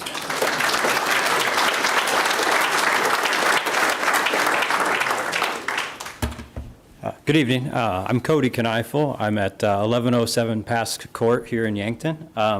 Wanted to offer just a little bit of a different perspective. I'm kind of an outsider coming in. I grew up in Newcastle, Nebraska, and I guess I had a family. We've always had a family cabin here on the river in Yankton for 20 plus years. And so I've kind of felt like my summer home was Yankton, and I've gotten to know it over the years.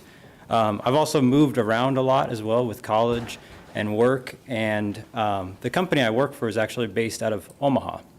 So I came into Yankton choosing to live in Yankton just to be here for the benefits. I don't work here, but I shop here, I live here, I use the amenities, etc. And the one thing that I wanted to talk about was the amenities in particular. When I heard about this, the Summit Activity Center being taken away almost, it was kind of threw up a big red flag in my opinion, because I came here as a remote worker for the amenities like the hiking trails, the lake, the river, etc.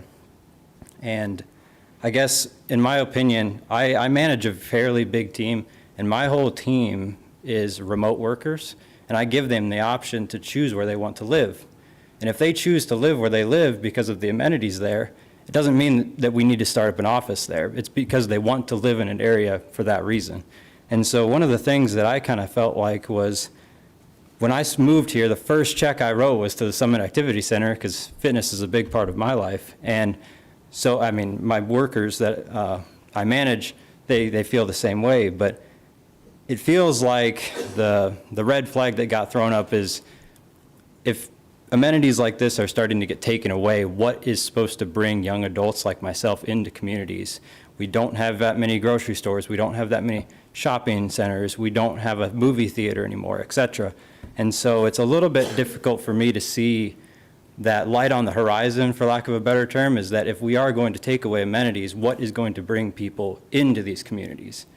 You know, we are a little bit larger of a community, so I guess I apologize. I'm kind of shooting from the hip here. A lot of my questions are answered, but I liked Commissioner Johnson's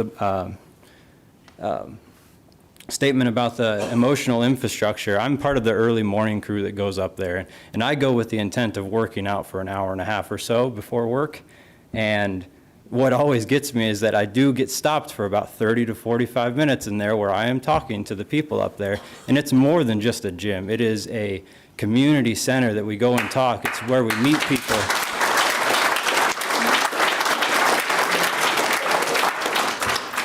And so I guess my only thought about that was that I really liked that emotional infrastructure, because it is a building that we've paid for over the years. I personally didn't pay for it, but I'm now utilizing this resource.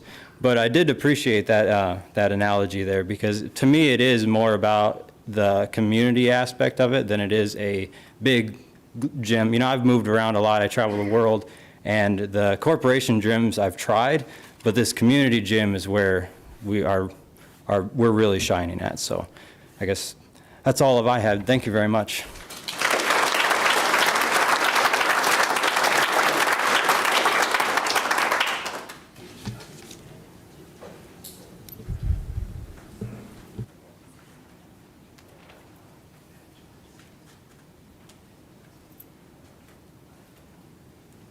Hi, I'm Julie Grotius. I live at 2507 Trevor, and I just have one question. You said that we're a 50-50 arrangement with the high school on the fitness area.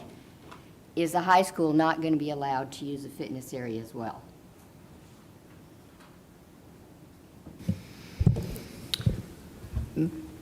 The 50/50 is the expense, but Right. they have access to the facility. Right, well, the high school will be able to use the facility, but we will not be able to use the facility, is what I'm asking. If it's closed for the fitness, we Yes, would, yes. or I think we'd arrange the agreement with the school. My understanding is right now that there's occasional physical education classes there, but that the conditioning that the sports teams use happens elsewhere. So, we'd have to talk that through with the school. Okay. So I guess what I'm asking is, if you keep the same equipment in there, why can't we continue to use it? That's Understood.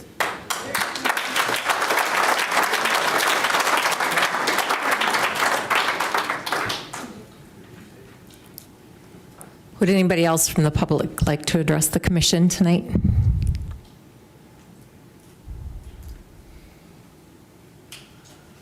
No, that one's a better height for me.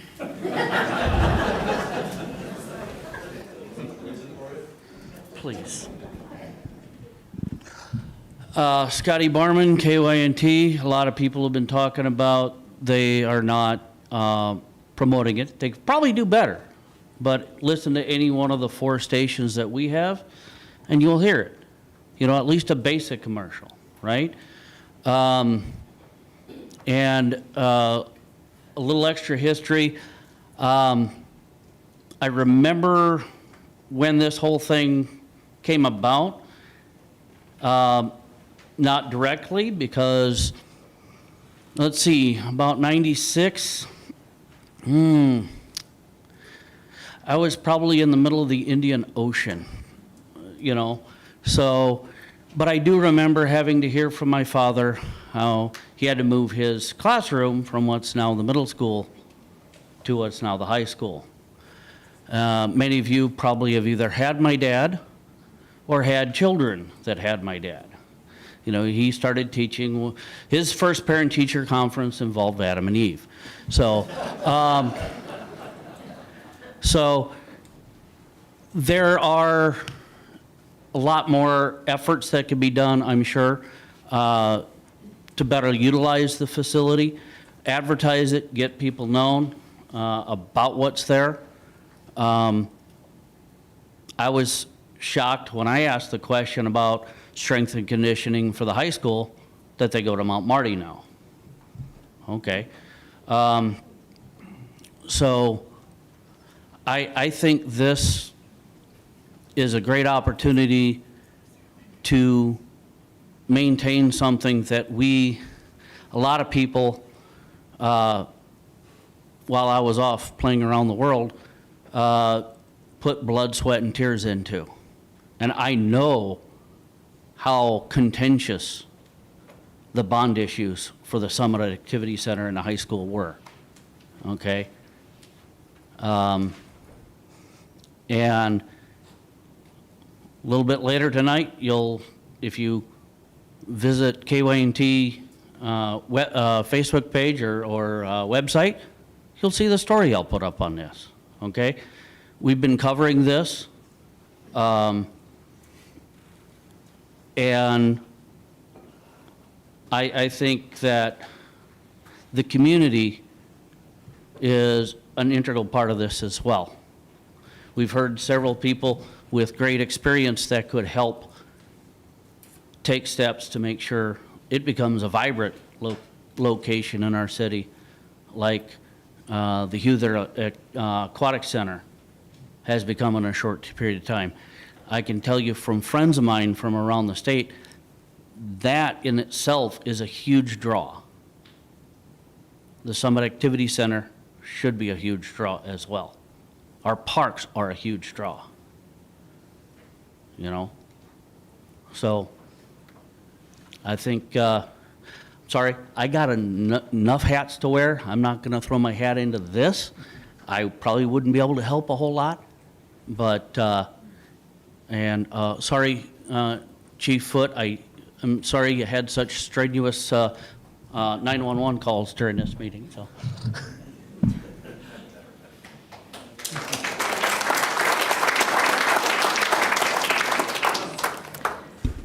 Good evening. My name is Brittany Weston, and I live at 1403 Oakwood Drive, number 9. Thank you all for your service to our city. I know you don't have an easy job. So first of all, my husband and I are members at the Summit Center, and if any of you work for Avera, please know that if you take their health insurance, you can get your membership reimbursed.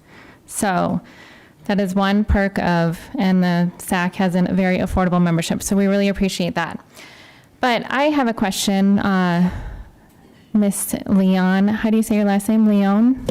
Well, a lot of people say it a lot of different ways, so you can say it just however you like, but Miss Amy. It's Leon. Yes. It is my understanding that the city pays 40% of all maintenance done on the high school building or the SAC. Is that correct? Well, or? to make sure I get accurate, I got to pull out that agreement because different parts of the building are So it's different, not the whole different building? percentages. It's different Okay, percentages, all right. even inside, outside, certain areas of the building. So I can't answer that probably correctly without looking at my agreement. No worries. I just think that, I don't know if that's something we can evaluate, but I know that the SAC is such a small portion of the building. Just wanted to make sure the money was, going in appropriate places. Yeah, so there's some areas So. that the school is a larger partner of the building, and there's some areas we are. One of the goals I think that we have is to make that clearer and to make it make a little more sense. So, it won't be always even, but to make that make a little more sense for us in terms of understanding it. What does the city/community use? What's more high Right. school, and what makes sense for the division of the finances? Well, I think we've just all pointed out tonight, a few people have pointed out that just the partnership with Great Life and how the city isn't really benefiting with that. And, so just thank you. And I'm all in favor of keeping it open. So thank you.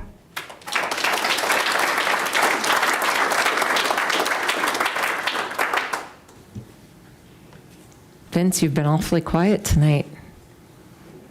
There's not too much that hasn't been said already. Okay. I guess if you want me to say something. I would be curious to get your thoughts on the announcement of, especially your thoughts on YMCA, but if you could speak into the mic. Could you speak into the mic? Vince, if we could have you speak into the mic since we record these meetings. Can they all hear me? It's that we record the meetings, so. It's being recorded, okay. Where's the on button? Is it on? Yeah, there you go. Okay, all right. My name's Vince Jennis. I'm the guy from Crofton, Nebraska. I was former chief volunteer officer for our struggling YMCA in Waterloo, Iowa. The first thing I just want to add to everything that's been said, and I can't add anything more. The only thing we did to start the rebuilding process was we had to find out whether we were relevant in the community anymore. Were we needed? The city just built a $36 million city government, which the community voted down, a bond issue the city voted down, so they backdoored it and raised private funds and built it privately and handed over the keys to the city. That's how this facility was built, which severely affected our viability in the community. So we had to assess whether we were relevant again. And everybody, including city government, said yes. The Y had been in Waterloo for 150 years.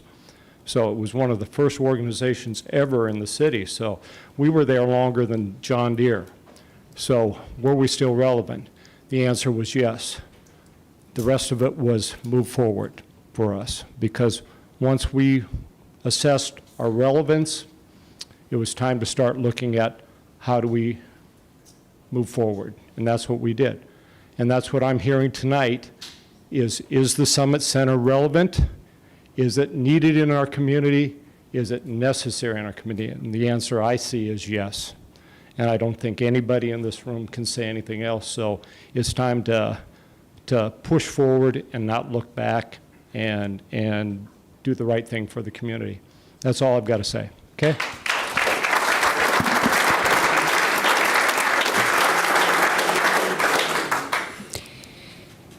Is there anybody else in the public that would like to address the commission this evening? Don't worry, I've been well-trained to give it 7 seconds at least. Bob Novotny, 411 Mulberry. Been a Summit Center member since it began. It's a great place for exercise and swimming. I used to go to Fitzgerald's. That was a great place too. Then the city built this, worked out perfect. Great Life member, so I golf all the time. You guys gave us the Summit Center admission. I used to spend $400 a month or a year to join. You don't get that money. I'm Great Life. Great Life never did so good at Fox Run. They say, well, that's a different story. But what I'm thinking of is I see your planning. And you go upstairs in the Summit Center, and over the years, you've just crammed in equipment. So there's not a heck of a lot of room for people to really exercise. Garv has been there all the time, and it gets tighter and tighter. If you guys were planning to shut this down, or how did this idea to come up, why did you keep spending money on this expensive equipment? Keep putting into it, then now what are you going to do? Is the school going to use it? Are you going to sell it for pennies on the dollar as surplus? What's going to happen if you don't keep it going? You've already paid for it. It's already working. You need to market it better, maybe raise the rates a little bit. And how many of you guys, show of hands, actually have been to the Summit Center or joined the Summit Center? Well, that's better. So you know what you're getting. Don't let it die. Thanks.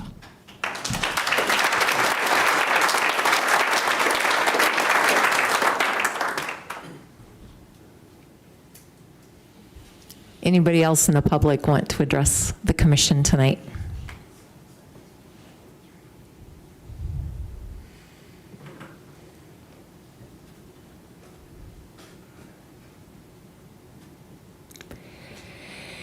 Seeing no movement from the public, does the commission have any other discussion that they would like to have this evening after public comment?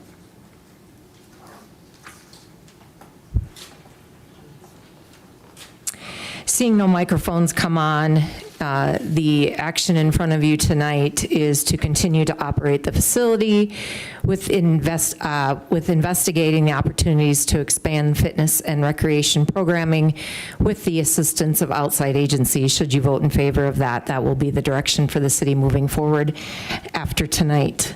Al, roll call. Villanueva. Aye. Benson. Aye. Brunig. Aye. Johnson. Aye. Maibaum. Aye. Minor. Aye. Schramm. Aye. Weber. Aye. Mayor Moser. Aye. Motion carries.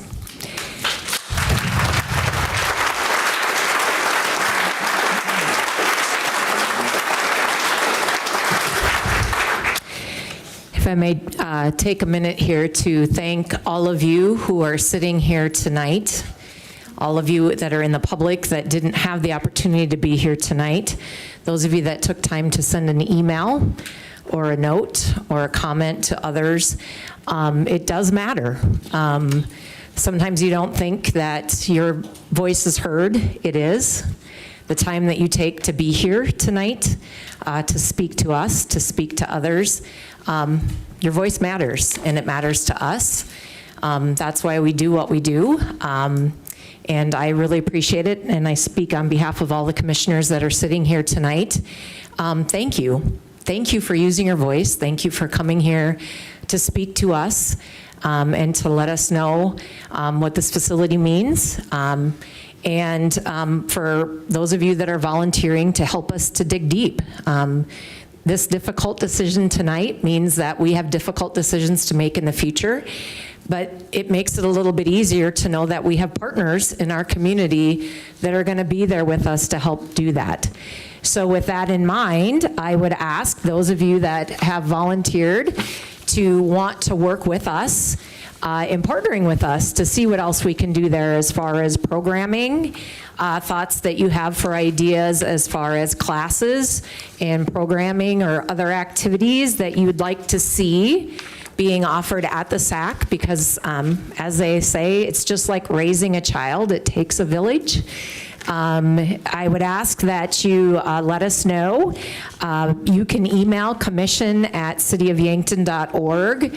That is an email address that's in all of our city commission packets. Reach out, call the city office. I already have a couple of names. I won't mention them already. I've starred your name. Those of you that have volunteered to do that, we just don't necessarily have your email address. So for those of you that have offered or volunteered to help us with that, we would love to have your partnership in moving forward with programming, classes, and ideas of things that you think we can do at the summit. The other thing that I would ask you to do is reach out to your friends and family members and have them come with you the next time you go up to the summit to work out. Bring them with you and expose them to what we offer up there as well. Again, my thanks to all of you for being here tonight, for sharing your voice and lending your support to your facility. With that, I would ask for a motion to adjourn. So moved. Second. We have a motion and a second. All those in favor say aye. Aye. Opposed, nay. And anybody abstaining? Meeting adjourned. Have a good night, folks.